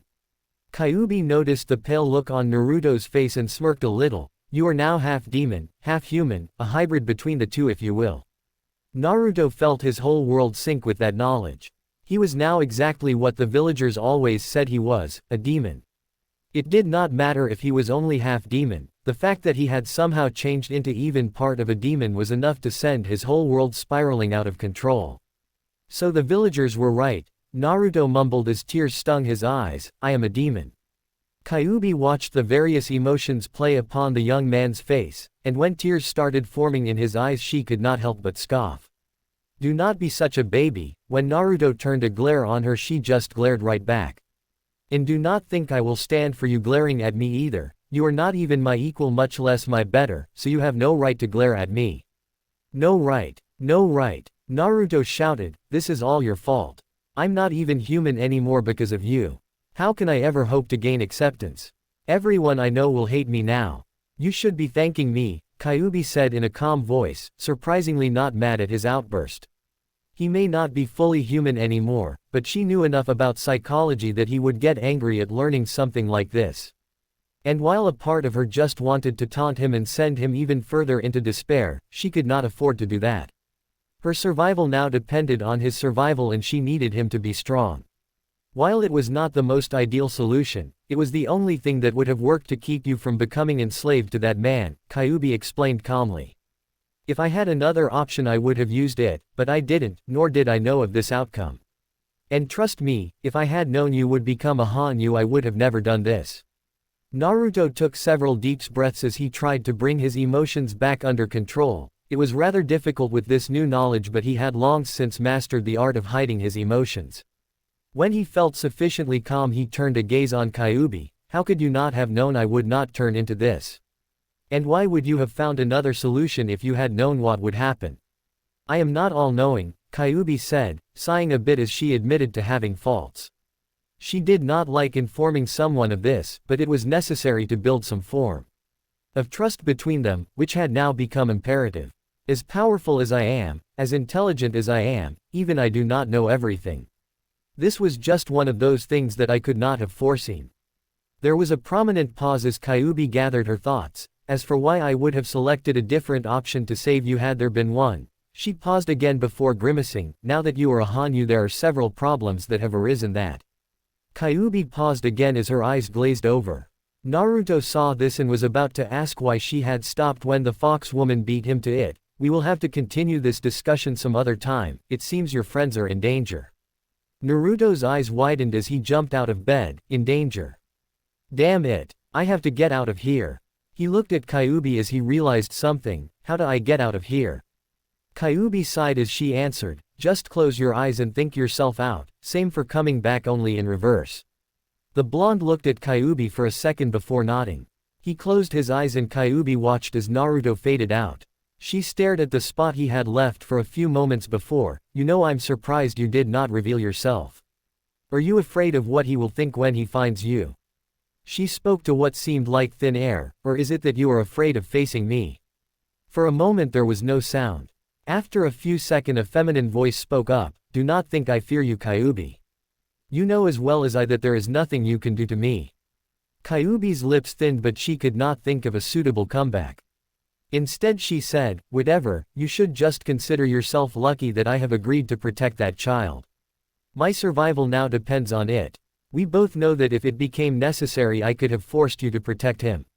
Kyuubi snarled, you may be safe for now, but do not think I won't find a way to make you suffer for your insolence. Rather than get frightened the voice merely laughed, we both know there is nothing you can do. With that the voice left, leaving an angry and irritated Kyuubi. Chapter 18. A slightly different Naruto, sort of. Sasuke turned to look at her and frowned. Sakura, who did this to you? Sasuke-kun, your body, Sakura stammered at seeing the black flame-like pattern on his skin.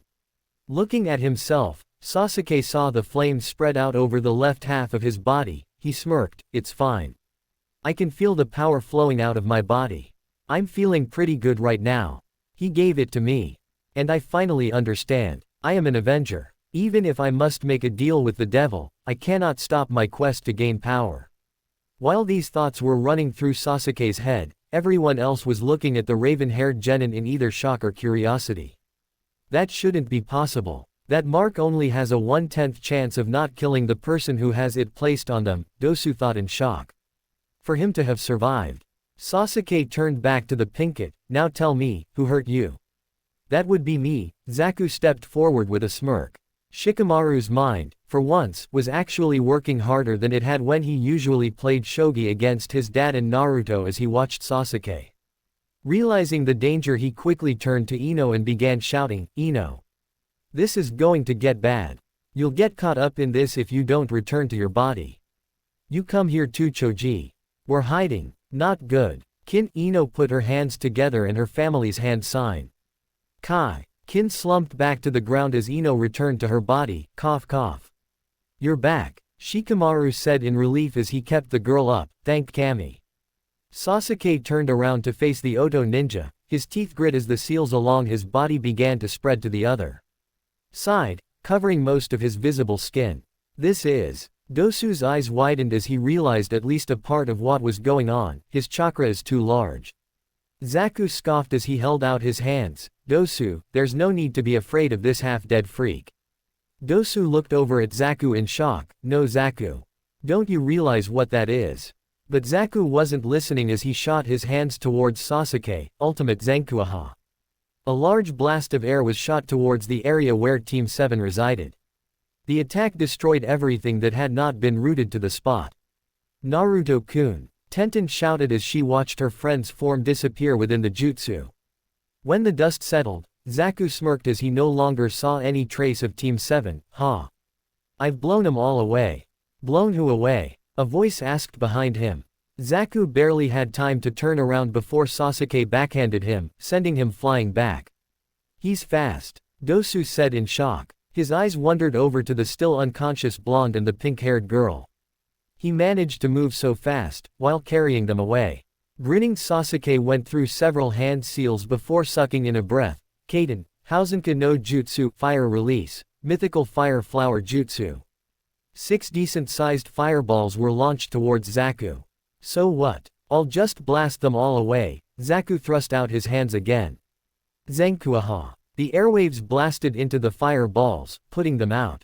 However, when they were gone, everyone could see the 6 shuriken that had been hidden in the fire. What? Zaku only had time to put his hands in a cross guard as the shuriken slammed into him. Ah. Once the shuriken all hit their mark, Zaku looked around to find the Uchiha. He only had a few seconds to look before said Uchiha was behind him, grabbing onto both of his arms and forcing Zaku onto his knees. Sasuke put a foot on the Oto Genin's back and began to pull the arms back. Ino looked at her crush in shock. His chakra is totally different than his time at the academy. What's going on? Zaku tried to move, but was only able to turn his head enough to see Sasuke grinning at him. You must be awfully proud of these arms of yours. I think I'll take them away. Not giving Zaku a chance to reply, Sasuke began to yank on the Genin's arms, while simultaneously pushing his foot further into Zaku's back.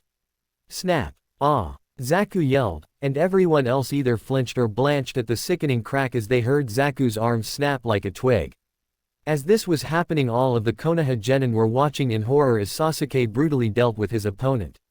When Zaku's screams died off, Sasuke let go of him, no longer finding any fun hurting the near comatose shinobi. Sasuke's eye looked over to see Dosu and a smirk made its way to his face. You're the only one left. He began walking over to the now petrified Dosu. I hope you let me have more fun than he did. This isn't Sasuke-kun, Sakura thought to herself in horror. She remembered all of the times she had watched Sasuke while on Team 7. Even she could not deny that the Uchiha was cold. But even then, she knew that this was not Sasuke. She was just about to run up to him and get him to stop when someone else did it for her.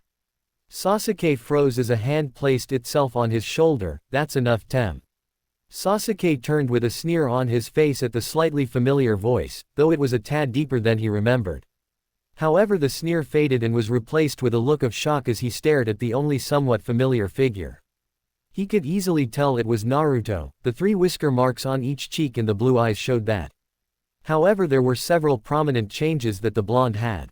The first was his hair. It had grown quite significantly, going from the short spikes to longer hair that, while still spiky, now went down to mid-back.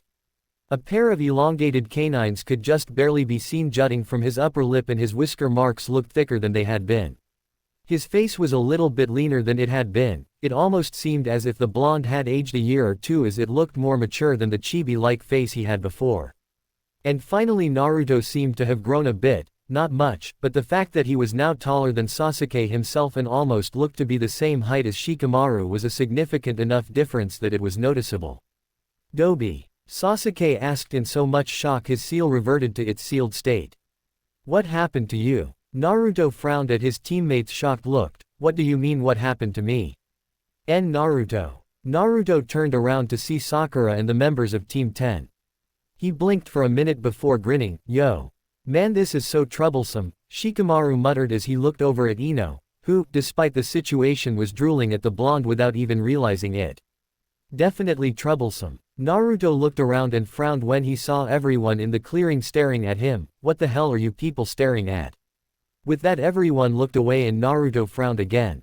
Sighing, he turned to look back at Sasuke. I'm disappointed, Sasuke, using something given to you by that man. You should know something like that is always a double-edged sword. Nothing good can come of it. Sasuke scowled and would have said something had a voice not interrupted. You are strong. Everyone turned to see Dosu holding out an earth scroll. Sasuke-kun, we can't defeat you at this time. He placed the scroll on the ground. The earth scroll, a gift to you in exchange for letting us go. He rolled the scroll over to them. I know this may seem convenient, but there is something we need to find out. Naruto looked over at Sasuke and sighed before picking up the scroll. He pocketed it before turning to Dosu, who was picking up his 2 unconscious teammates. Do what you need to do, but I suggest you leave my teammate alone. If you show up again with hostile intent, it won't be Sasuke Tem you face but me.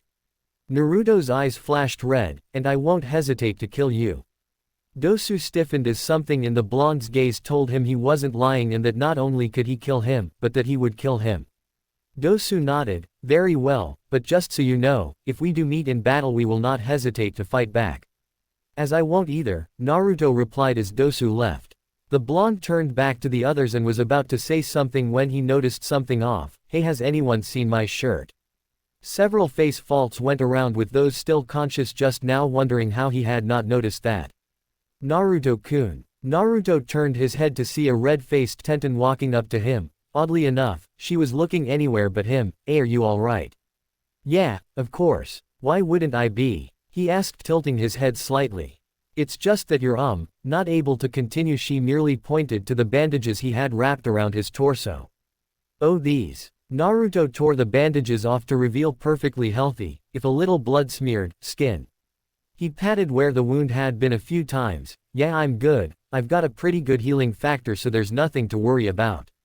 Naruto looked up at her and smiled, before noticing the redness staining her cheeks. What about you? Your face is all red. He put a hand on her head, causing her face to turn even more red. Huh, that's odd, you don't have a fever, but your face looks like a tomato. Are you okay, Ten-chan? Oh, of course. Tenten squeaked as she stepped away from the blonde, her face feeling as if it had been burned with a Kaden Jutsu. Anyways, I'm glad you're not hurt. Thanks, Naruto said with a smile. It was then he noticed Tenten's spandex-wearing teammate sleeping on the ground a few feet away. Is your teammate okay, Ten-chan? Tenten turned around to see her teammate passed out and drooling on the forest floor. Oh yeah, he's fine, just taking a little breather. She backed away from the blonde, causing him to raise an eyebrow. Why don't I go wake up now? Naruto watched in a mixture of shock and amusement as Tenten began to slaply awake. He turned his attention back to Sasuke, who was now being fussed over by Sakura. He reached into his pouch as he walked over to them. Rummaging through it for a little while, Naruto found the scroll he was looking for and unsealed a spare shirt and cloak. He began to put his shirt on and frowned as he found the shirt didn't seem to fit. Grunting a bit, he continued to try and make his shirt fit, only to rip it when he zipped it up. Gah. Stupid shirt. What the fuck is wrong with you? Everyone once again turned their attention to Naruto, who had lost the epic struggle of trying to put his shirt on and sweat dropped. Why doesn't it fit? Sasuke's right eye twitched while the others either sweat dropped, or in the case Tenten blushed at seeing the blonde's shirt rip over his muscles. Naruto, Sakura said unsurely, getting his attention, haven't you noticed? Naruto blinked at her. Noticed what? You're different, physically I mean. Sakura blushed a bit, even she could not deny that whatever had happened to Naruto had made him fill out nicely. Frowning, Naruto looked at his arms and noticed they looked a little bigger than before, bigger and more defined, though they still held their light whipcord quality. Huh. I guess this is something I gained from becoming a Hanyu. So I have. Sighing, he decided to forego trying to get a shirt to fit and instead just put on the cloak, which now came up to his calves. Finished with his clothing crisis, Naruto turned his attention back to his teammates. Since we have both of the scrolls necessary, we should probably head over to the tower. No sense in wasting our time here. Sasuke grunted as he stood up. You're right, Dobi, we should get to the tower as soon as possible, especially since we don't know what the rest of this stage might entail. Nodding, Naruto said goodbye to Tenten and Team 10 before the three began moving towards the tower in the center of the Forest of Death. Naruto stopped jumping around. Sakura shouted as Naruto shot back towards them after having been flying through the forest at speeds faster than she could properly track. Coming back, Naruto brought himself towards Sasuke and Sakura, who had been jumping at a more sedate pace and watching the blonde with some annoyance. Sorry Sakura, it's just that I've never felt so good before. After they had left the others and began making their way towards the tower, Naruto had been noticing all the differences he had with this new body of his. For one, all of his senses were now through the roof. He didn't even have to channel chakra into them, and they were just naturally powerful. He had also noticed an increase in his physical capabilities. His strength, speed, stamina, reflexes, everything seemed to have gained a bit of a boost, though he would have to test his physical capabilities out to see the full extent of his growth. Even his mind seemed to have been affected by his new change. He noticed it was nothing major, but he could think much more clearly now, like some kind of blocker that had been in his mind had been released and unlocked his potential. Another thing he noticed was his chakra felt different. It was much more chaotic than before, yet at the same time it flowed through his coils far more smoothly, allowing him to access it more easily. All in all, he felt great. Whatever, let's just get to the tower, Sakura sighed, not quite able to blame Naruto for being so energetic. Nor would she. Naruto had proven himself to her in the forest, risking his life for theirs. The least she could do was be nice to him. With Naruto calming down and guiding them, the group made it to the tower 2 hours later. When they walked in, the trio looked around and frowned when they saw it was empty.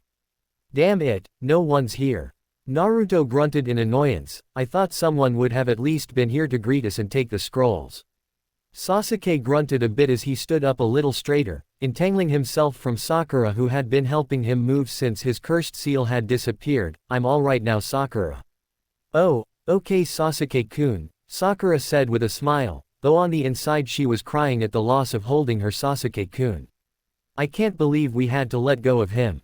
Shanaru. Inner Sakura shook her fist in anger. So what do you guys think we should do now? Asked Naruto. The other two blinked as they tried to figure out what they should do as well. Hey, look at this, Sakura said as she pointed to a large poster on the wall opposite of the entrance. Naruto read the message on it several times over before nodding. I think it's telling us to open the scrolls. The other two agreed and Naruto and Sasuke each grabbed one of the scrolls. Alright, we'll open them on 3. Sasuke and Naruto looked over at each other. 1, point 2, point 3. The two opened the scroll and looked to see what was inside. Naruto's eyes widened as he recognized the complex seal on the scroll. Sasuke, it's a summoning jutsu. Toss your scroll now. The two tossed the scroll away where they landed on the ground in an X. A few seconds later there was a puff of smoke, signaling someone had been summoned. When the smoke cleared it revealed Iruka standing there. Hey. Iruka-sensei. Naruto said with a grin. I didn't realize you would be a part of this. Iruka looked over at Naruto and blinked for a second before he spotted the whisker marks. Naruto. What happened to you? Naruto shook his head. To be honest, I don't really know myself. I had passed out after. The blonde frowned for a moment. That's right. Iruka-sensei, you need to inform the Hokage that Orochimaru is in the Forest of Death. What? Iruka shouted in surprise, shock and fear. How do you know this? Because he attacked us, Naruto said, looking over at Sasuke who was now rubbing the seal on his neck. He managed to put some kind of hickey on Sasuke. I can't be sure, but I believe he was after the Tem's Sharingan. Iruka stiffened as he processed the new information. Anything dealing with Orochimaru was bad news, and if the man was after the Sharingan it would spell trouble for Konoha. I'll be sure to inform Hokage-sama right away then. In the meantime I suggest you rest from your ordeal. Chances are, Hokage-sama will call the three of you in to give a report on what happened. So stay in your room until you're told otherwise. Naruto nodded to Iruka. Got it sensei, we'll stay put. Right, Iruka was tempted to say more, to ask Naruto if he was alright, but if Orochimaru had given Sasuke what he thought it was, then the Hokage would need to be informed immediately. He disappeared within a shunshin a moment later. Why did you tell him that Dobi? Sasuke asked in anger after Iruka left. Because the Hokage needs to be informed of what happened, Naruto replied in a mild voice. We were attacked by Orochimaru of the Sannin, an S-rank traitor of Konoha. Something of this magnitude cannot be kept secret. I'm not talking about that, Sasuke glared at the blonde. I want to know why you told him about the seal. Specifically my seal. He would have found out eventually anyways. Naruto rolled his eyes at the glare he was receiving. Don't glare at me like that, this is serious. We don't know what kind of effects that seal will have on you. It gives me power, Sasuke said, remembering the feel of power flowing through him. That's all that matters. Naruto's mouth became a thin line as he heard his teammates remark, it also makes you a psychotic killer. Or do you not remember how you nearly killed that Oto Genin for sport? We need to look at it, and see what it does besides give power. Remember, Orochimaru obviously wants your Sharingan. Do you really think he would give you something that powerful without a cost? Sasuke frowned. The Dobi did have a point, so what do you suggest? We'll head to our room for now. I want to look at the seal before anyone tries to tamper with it, Naruto said. Depending on what we find, we may need to seal it until we can determine if it's safe to use or not. Hearing that his new power may have to be sealed did not sit well with Sasuke. However, Naruto had made a decent point and he would admit the blonde knew more about seals than he did. Fine, let's go get a room and get this over with. Naruto frowned in thought as he stared at the seal on his teammate's neck. The seal was something of an oddity. Naruto could tell it was a decently high-level fuinjutsu, yet at the same time it was so sloppy the blonde had to wonder what Orochimaru was thinking to put something like this on someone. Well? Asked Sasuke who was sitting in front of Naruto with his shirt off so the blonde could have unhindered access to the seal.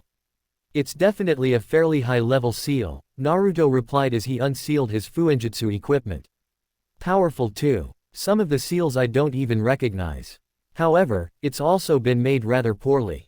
The hub-tem obviously doesn't really care if someone lives or dies from this seal. I can see a few seals that I have knowledge of. You've got a slave seal, which is designed to bend the will of the person using it to whoever created it. A modified pain seal, I think this one is to inflict pain on a person if they decide to use it against the seal against its creator. And another one that I can only recognize a little bit is something that affects the mind. My guess is it's a modified mind slave seal. Normally these are designed to control others by controlling the chemical processes in the brain. This one however looks like it enslaves the user's will to the power of the seal. Basically it acts like a drug, the more you use the seal the more you'll crave its use. Naruto cut his thumb and placed his blood in the ink bottle. He began to stir the ink as he thought of what kind of seal he should use to seal this mark. Until either myself, or someone better than me can figure out what this seal does we should keep it under locks. Sasuke grunted, still not liking the thought of having all that power sealed away. However he understood what his blonde teammate was saying, and did not want his will to be enslaved to someone else. Using quick and precise brushstrokes, Naruto began to create a counterseal to keep the cursed mark under control. "Don't you also have one of these cursed marks?" asked Sasuke a little while after Naruto started sealing. "I thought he bit you too." "He did," Naruto said, biting his bottom lip in concentration. "However, the seal couldn't take hold on me. This mark seems to feed off of a person's dark emotions to get its power, so if someone rejects their darker side the seal can't take effect." Naruto started writing all along Sasuke's back. As he found himself needing more space to write the seal, "I remember when I was caught in my mind because of the seal, I had to fight my dark half in combat. Apparently he had the power of the seal, so when I defeated him the seal disappeared as well." Sasuke frowned. His head merely showed a younger version of him being powerless and Orochimaru had come and offered him power. "I didn't have something like that happen to me. It's probably different for everyone." Naruto shrugged as he finished creating the seal. Unlike the predecessor for the seal he was using, this one did not require much space due to how Naruto had created the seal. The Fujihoin, which this seal was created from, required the person the seal was being used on to sit within two concentric circles.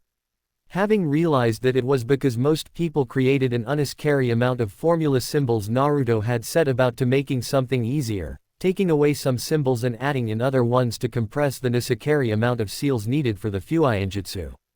He checked it over to make sure there were no mistakes, and upon finding none went through several hand seals. Daiwarusu Fujihoin, dual-layered evil sealing method. He placed a glowing purple hand on the cursed seal and watched as the seals he had created all began to move towards the one on Sasuke's neck. "Goo!" Sasuke grunted and squeezed his eyes shut as his cursed seal flared. It definitely hurt, but thankfully this pain was nowhere near the pain he felt when he had been given the cursed seal. For several seconds Sasuke was forced to bear with the pain until Naruto finished sealing the cursed seal.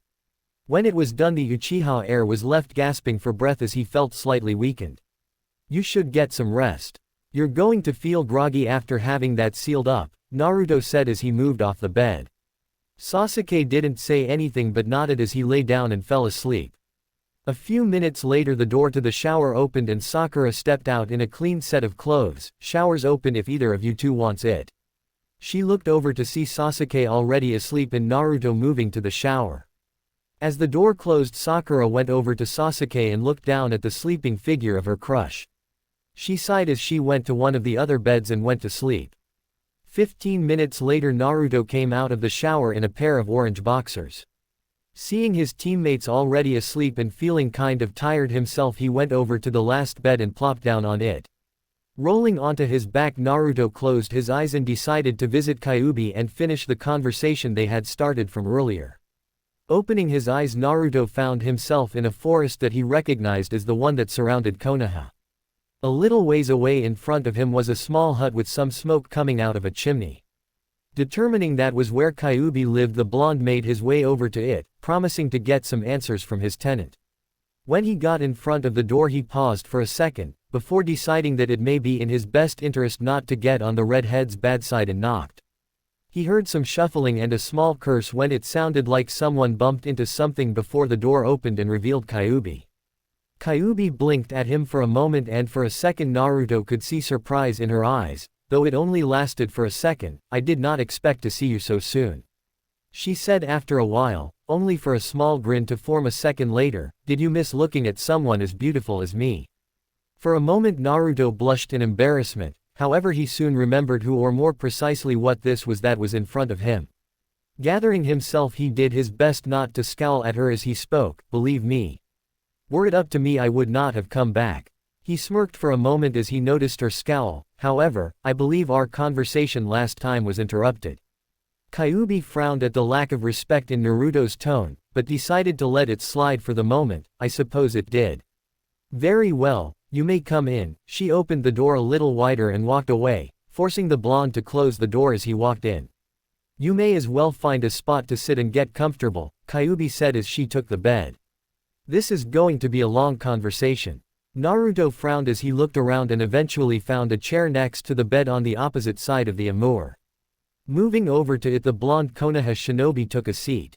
I guess I should start by asking why you would honor me with another visit so soon, Kyuubi said with some sarcasm being spoken when she said honor. Naruto's hackles rose, but upon seeing the smirk on Kyuubi's face knew she was baiting him. He took a deep breath and blew it out. When he had gained a good handle on his emotions, he looked over at the redhead. As I said before, our last conversation was interrupted. So it was, Kyuubi trailed off. For a moment Naruto waited for her to begin the explanation she had been about to give him before he was forced to get to his friends. However, when none were forthcoming, he realized she was waiting for him. This caused him to scowl as he knew it meant she had put one over on him, and judging by her smirk, he knew that was what she had intended. Unfortunately for him, he needed to know what had happened to his body. You were about to tell me why you would not have used the method you had to save me. If you knew what would have happened. Kyuubi looked at him for a moment and smiled. I suppose I was, however, I don't really feel like telling you anymore. Naruto grit his teeth but did his best not to let her get to him. And why not? Because I don't see how I can gain anything from telling you. Kyuubi's smile widened at seeing how her words were pushing him. While she may not be able to kill him, that did not mean she was not going to make him suffer for being her prison. Despite knowing she was being stubborn in refusing to tell him just to get him riled up, Naruto was having a hard time controlling his emotions. Were it not for the fact that he had no desire to feel her power again, he would have lashed out. As it was, it took nearly 5 minutes for him to regain control over himself. We both know that whatever you were going to say is just important to your survival. I doubt you would have been willing to have even gotten started on that topic otherwise. For just a second Naruto saw what looked like respect flicker within the twin red orbs, however it was gone soon after, making the blonde wonder if he had imagined it. Clever deduction, Kyuubi said as she looked at him. I'm impressed you were able to come to that conclusion. She frowned as she began her explanation. You are correct, this is important to my continued survival. Because you are a half-demon, you have gained immortality. What? Naruto choked out in a whisper as his eyes widened. Kyuubi sighed. Immortality, I am positive that you have gained immortality. Immort, Naruto could not finish the word. Some people may have been pleased to learn that they would never die. A fear of death was always present for most people who lived. However, Naruto had never been one of those people, had never wished for such a thing. Especially now when he had finally found precious people to protect, people who enjoyed being with him. A friend in Tenten, Rock Lee, Anko, the father-daughter duo who owned the ramen stand, Haruka and the Hokage, they were the closest thing he had to family. Being with them had brought life to him. He was happier now that he had several people who genuinely cared for him. However, they would all grow old and eventually die. It was just how things were. Nothing could survive the ravages of time, nothing except for a demon, or in his case a half-demon. He was officially being told that he would never die, that he would be forced to watch everyone he ever loved and ever would love die. Meanwhile, he would live on and be forced to endure the pain of losing those he cared for. Tears once again began gathering in the corner of his eyes, something that Kyuubi picked up on right away. You need to grow up, child. Naruto looked up at Kyuubi to see her looking at him with a harsh glare. I will not have my vessel acting in such a pathetic manner. There is nothing that can be done to turn you back to the way you were, so thinking on it is pointless. She favored Naruto with a condescending smirk. Besides, you should be grateful. It's not often one is gifted with immortality after all. Grateful? Naruto asked in a harsh whisper, why should I be grateful? What possible reason is there that you believe would make me feel gratitude towards you? Kyuubi's eyes narrowed at the blonde. I would suggest you watch your tongue, boy. Or did you not learn your lesson from yesterday? However, Naruto was too far gone to listen to her. This woman, this creature had just given him a curse that would only cause him more pain, and he, with his mind decidedly clouded right now, he lashed out in the only way he could think of. Kyuubi became surprised when the blonde leapt at her. She had no time to react as he grabbed her by the front of her kimono, picked her up and bodily slammed her against the wall. Shut up. Naruto ground out as he glared at the still surprised Kyuubi. I have no reason to be thankful for what you've given me. Because of you, I will be forced to watch all the people I care about die. No matter how strong I am, how powerful I grow, how much intelligence I gain, Naruto was cut off as their situation became reversed when Kyuubi spun them around and slammed him into the wall hard enough to leave several cracks within the mindscape. Don't you ever try to touch me without my permission. Kyuubi snarled with absolute rage on her face. If you so much as even think of trying to lay your hands on me, I will make you regret it. Do not think that just because I cannot kill you, that I cannot make you suffer. I will not have someone below my station put their paws on me, and you are far below me. Naruto snarled at her, and Kyuubi became surprised again when she saw Naruto's eyes morph from the blue orbs they had been, into a set of amethyst-colored eyes with black slits running down the middle. His whisker marks began to thicken as well, and purple Yuki began leaking out of Naruto's body. The power was not only surprising to Kyuubi, but due to the fact that she was still weakened from having used as much power as she had, it was also frightening. The blonde before her currently had more power than she did. In an act of anger, Naruto pushed off the wall and tackled the stunned and frightened Kyuubi to the ground. A gasp escaped the redhead's lips, and she was surprised to feel pain when her back hit the floor. Looking up, she saw Naruto with a fist cocked back, encased in a globe of purple energy and ready to smash it into her. She closed her eyes, and for the first time in her life, she found herself afraid of another being. However, as she waited for the blow, she found herself surprised when it never came. Opening her eyes, Kyuubi looked into Naruto's and was startled to see his fist shaking. She looked from his fist to his face and saw that his teeth were grit in frustration and tears were trickling down his eyes. He looked like he was having some kind of inner battle with himself. As if the surprises she had endured in the last few seconds was not enough, the hand Naruto was holding lost its purple glow, his features returned to normal, and a choked sob escaped him. Finally, the blonde seemed to lose his strength and fell right on top of Kyuubi, where he proceeded to break down, crying right into her chest.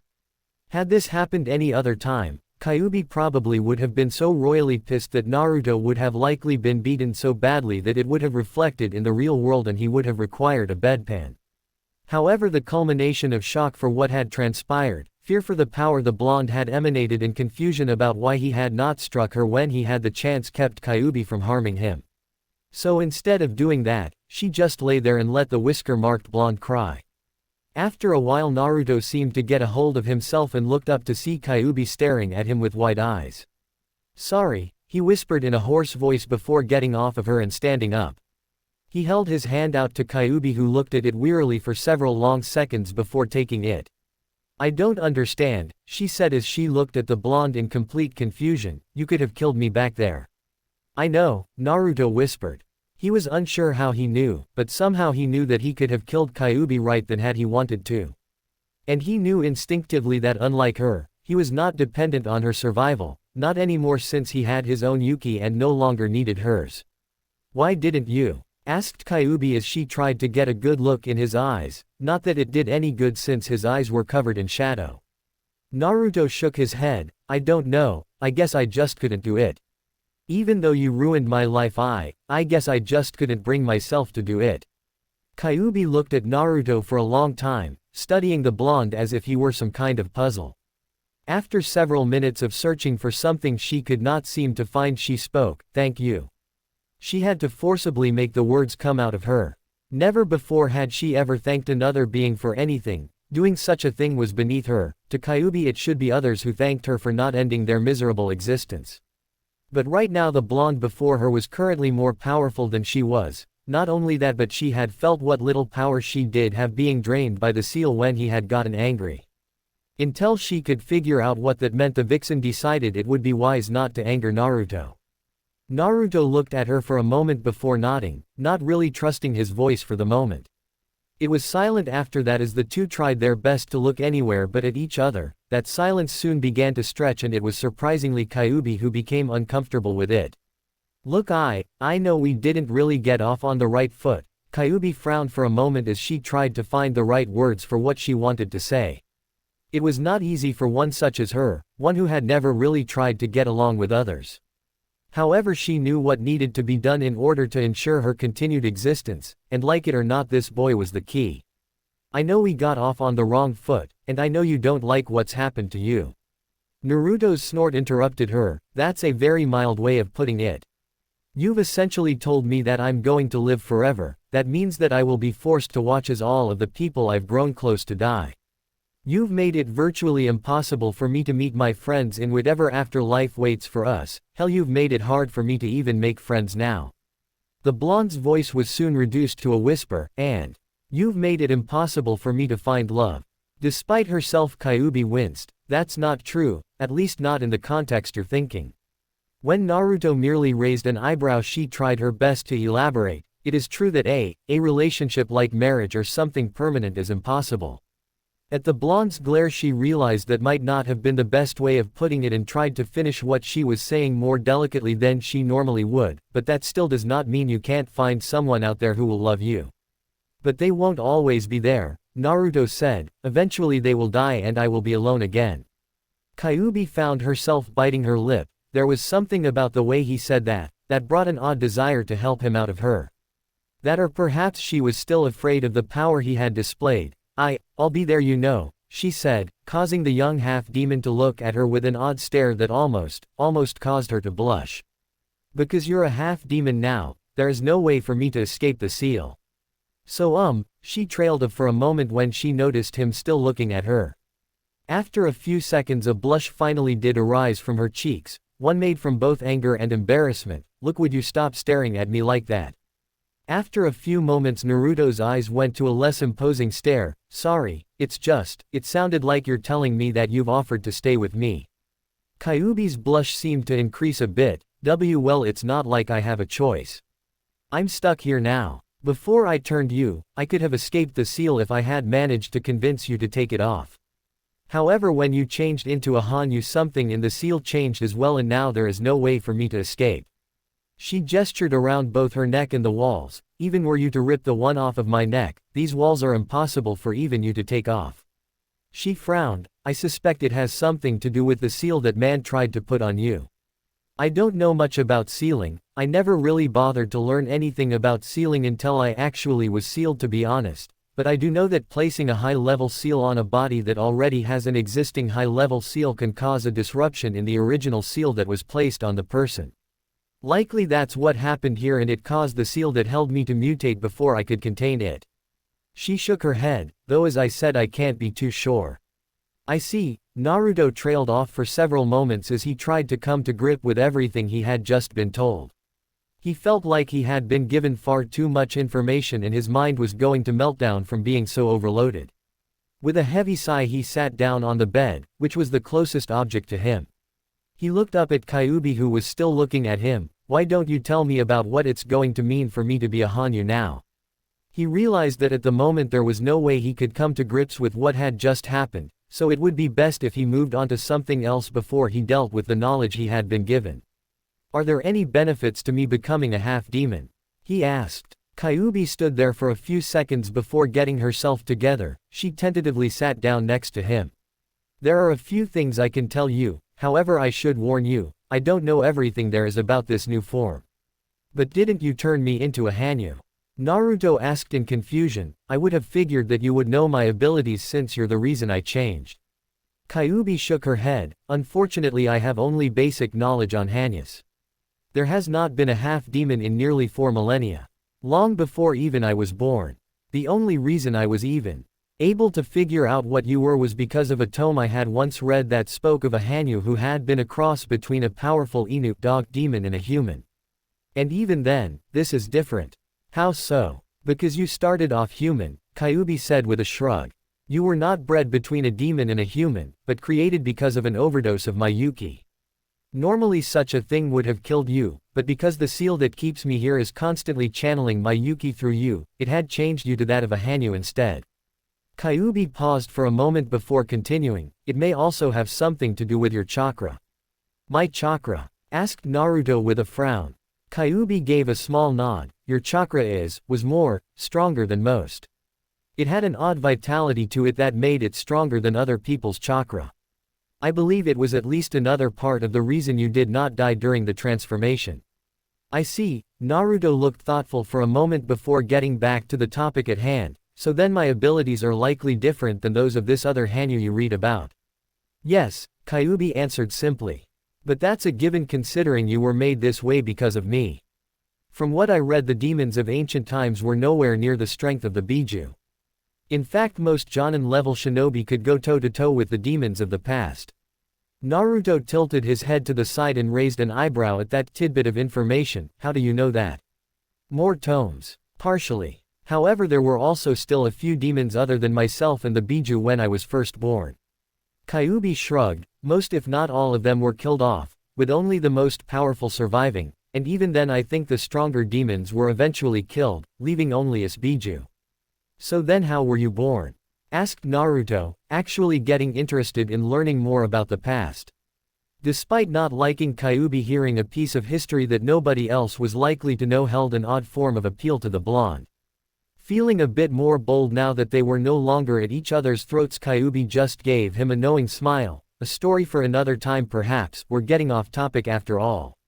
Naruto aped out at not having his curiosity sated and Kyuubi was unable to contain the laugh that escaped her. Now I'm sure you already know the basics of your abilities. Your speed, strength, endurance, reflexes, senses and regeneration have increased significantly. I would say that you are now on par with your friend in the horrible green spandex when he is not wearing his weights. Your mind is also able to process information at a faster rate, even though you still act like an idiot sometimes. It took Naruto several seconds to realize she was trying to make a joke, and when he did, the blonde decided that since she seemed to be trying to get along, that he would also extend an olive branch. He gave her a small tentative smile, which made Kyuubi give an internal sigh of relief before she continued her explanation. As far as other abilities, I'm not 100% sure. As I said, this has not happened for a long time. Aside from that, you are the first and likely only human to ever become a Hanyu from a Biju. I would hazard a guess that you will be able to use at least some of the techniques I have created over the years. You created your own jutsu? Asked Naruto. Despite the revelations, emotions and mental exhaustion they had given him, he could not help but feel a small bit of excitement at the prospect of using jutsu created by the Kyuubi no Kitsune. Kyuubi hummed as she tapped a finger against her chin in a thinking pose that made her surprisingly cute. I suppose you could call them that. However, none of these actually require hand signs, instead they are pure manipulation of either an element, or Yuki. And you may not be able to use all of them, since your Yuki is not as potent as mine.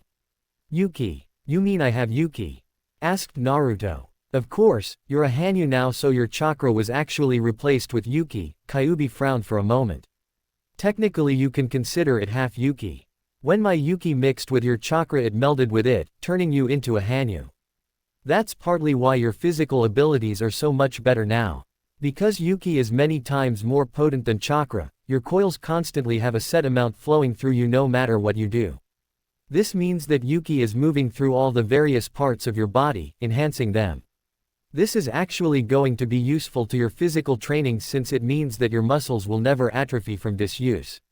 So basically I could stop exercising right now and remain at the same level of physical performance. Asked Naruto. Kyuubi nodded, yes. And if you continue to get stronger, your muscles and bones and anything else that gets strained, torn or broken will becoming twice as strong. Naruto nodded as he thought about what that would mean. Since his body would no longer atrophy, he would not need to wear his weights all the time in less training, In fact, it may prove to be more beneficial than if he were to keep his weights and resistance seals on, since they would not be needed to keep his muscles from deteriorating. So does this mean my Yuki will be harder to control? Asked Naruto as he decided to get back on track. Kyuubi gave Naruto a grin as she shook her head. On the contrary, because your coils expanded and your Yuki flows much more smoothly than your chakra did, it will be easier to control. Your only real issue will be some of the less powerful human techniques. Because Yuki is many times more potent and chaotic, you will need to use nearly 3 times less Yuki than you did chakra.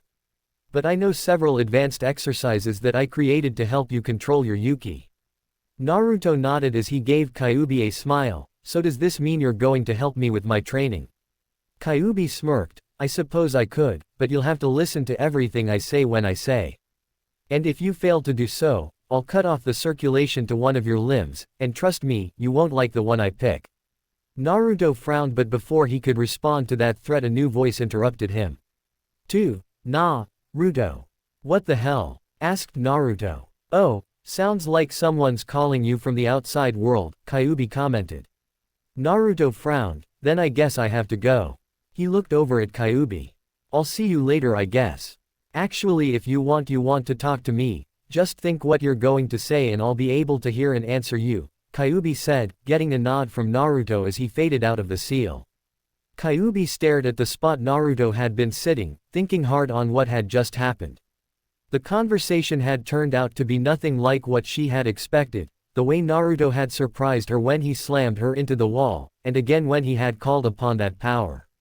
While his Yuki was nowhere near as strong as I am at full power, it was still far more powerful than I had expected.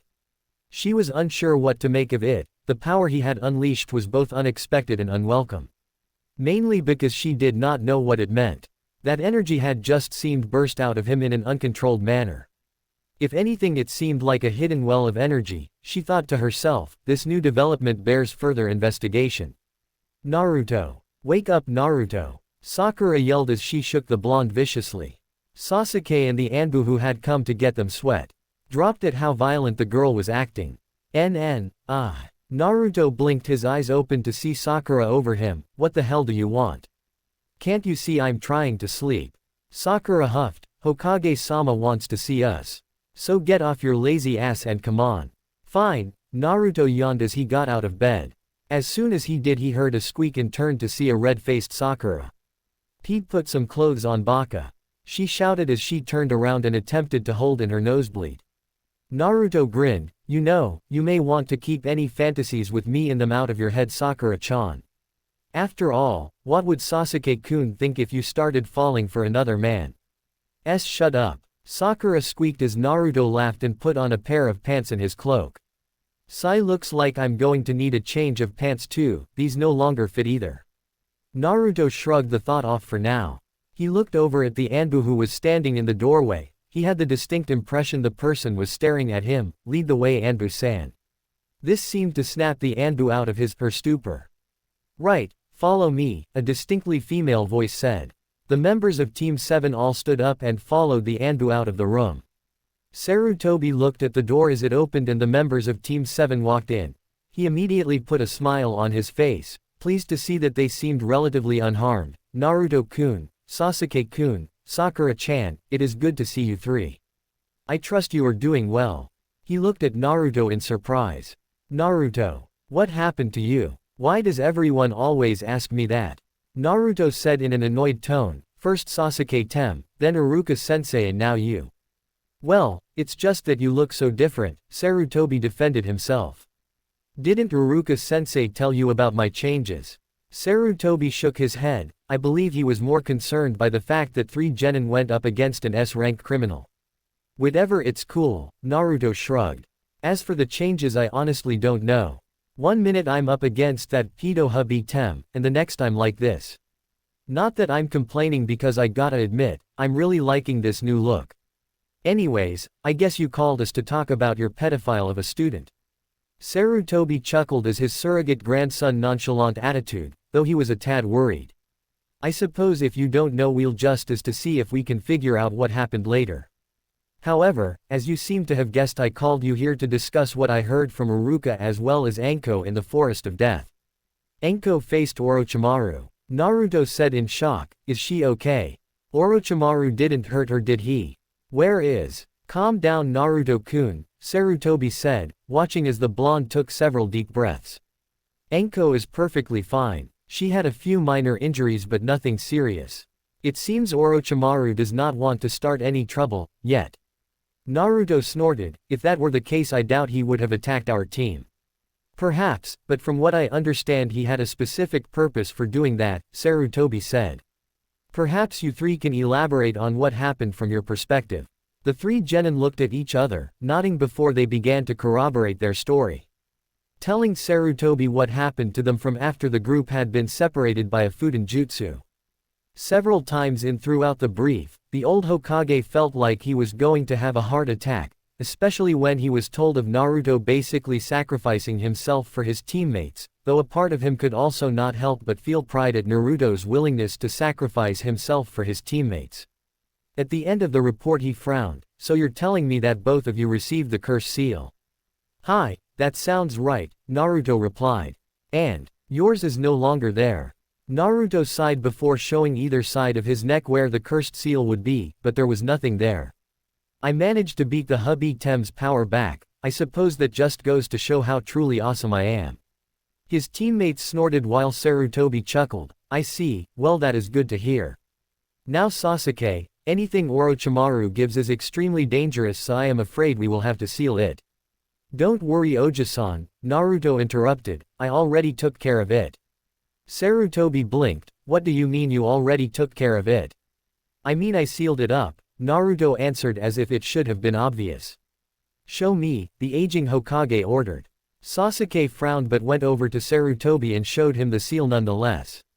The Hokage looked down at the seal to see the familiar heaven seal like Anko's. However, surrounding that was a seal that looked extremely complex and powerful. "What kind of seal is this?" "It's a modified version of the Fujihoin evil sealing method, it's essentially a double-layered version of that," Naruto answered. At Sarutobi's enquiring look he continued. "As you know, the Fujihoin is a seal that ties the user's will to its ability to seal whatever you're trying to seal away." At Sarutobi's nod Naruto continued, "What I did was dual layer it so that rather than just being tied to Sasuke's will, it's also tied to my will, meaning that even if Sasuke tried to use it, it wouldn't work unless I gave permission for it to be used. This also has the added benefit of allowing Sasuke to train harder since he does not need to worry about keeping the seal in check." Sarutobi stared at the blonde in amazement as he listened to the boy's explanation. To think that in less than 6 months Naruto-kun has come so far in such a vague and difficult skill to learn. "He truly is your son Minato." "That's extremely impressive Naruto-kun," Sarutobi said. "I am actually surprised by how good you have gotten in your sealing." "He, thanks Oji-san." Naruto rubbed the back of his head as an embarrassed blush spread across his face. "You know, if you're interested I could have Jiraiya look over a few of your seal designs when he gets into the village," Sarutobi suggested. "You mean Jiraiya, the Jiraiya of the Sannin?" asked Naruto in shock. "Yes, the very same. I have recalled him from a mission I sent him on and he should be returning sometime within the next month." Naruto grinned, "That would be awesome." Sarutobi chuckled, "I am glad to know you're pleased. I do have a question though, can you put that seal on Anko?" Naruto's shoulders slumped a bit at that. "No, because Anko already is a Fujihoin on it, I can't. That would have to be removed before I could place this one on her, and if the seal is removed the cursed seal would flare up and destroy her chakra coils, especially since she's never used it before and would be unable to handle the influx of power." "I see," Sarutobi sighed sadly. "I thank you three for giving me your report on what happened. The second stage for the Chunin exams will be ending in 2 days, so I suggest you use that time to rest. In that case I'm going to get some food. I feel like I haven't eaten in weeks." Naruto said as he and the other two left. "I wonder if they have any Ichirakus here." As the door shut Sarutobi looked over to the corner of the room. "What do you think?" There was a shimmer before a man appeared in the corner. He was taller than most people, standing at around 6 feet 5 inches and had long white spiky hair that went to his mid-back and was held up by a headband that had 2 horns on either side and the kanji for oil on the front. He was wearing a green gi under a red vest and had wooden geta sandals, along with a large summoning scroll attached to his back. The man gave thoughtful look as he glanced back at the doorway. The Gaki is definitely talented, I can tell you that. I'm not even sure Minato could have come up with a seal like that at his age. And this means we won't have to worry about the snake trying to affect the Uchiha's mind since it would have to go through Naruto. So I'm guessing you would be willing to help him out over the 1-month period? Asked Sarutobi. I also need you to look at his seal. I fear the Kyuubi may be able to try and influence him. It was able to speak with him during the mission to Nami. I want to make sure that won't happen. Jiraiya. Jiraiya frowned before shrugging. Well, we'll see what happens, so long as it doesn't cut into my research. Have you no shame, Jiraiya-kun? Sarutobi scolded. And you're telling me you do? Asked Jiraiya with a grin. Besides, I only need a little bit more material before I come up with my newest Ika Ika series. Well, that is quite important, Sarutobi said in agreement. Still, I think you should help train the boy. Don't worry, old man, I'll help the Gaki along, Jiraiya said. Now if you'll excuse me, I've got to go do some research. Sarutobi watched as Jiraiya disappeared. Sighing, he went back to thinking about all the information he had on Orochimaru. I will need to be careful with my old student around. Just what are you planning, Orochimaru? 2 days later. After the remaining 2 days had passed, everyone who had managed to make it through the forest of death gathered in the center of the tower. As Naruto looked around, he spotted those who had managed to pass the second stage. Aside from his team, the other rookie teams 8 and 10 had managed to pass, along with Team 9. Kabuto's team had also made it. The Suna team had passed, as well as the Kumo team and, to Naruto's surprise, the Oto team had managed to pass. Behind and on either side of Sarutobi stood Anko and Ibiki along with all of the Jonin senseis whose teams had made it, along with several other Chunin and Jonin who were here to witness the event. I can't believe so many people made it, Anko frowned as she scanned the crowd. 24 people managed to pass the second test. I would have at least thought it would be in the double digits. As she continued watching, she spotted Naruto, who gave her a grin, causing her to grin back. At least the Gaki made it, now maybe I can get some entertainment.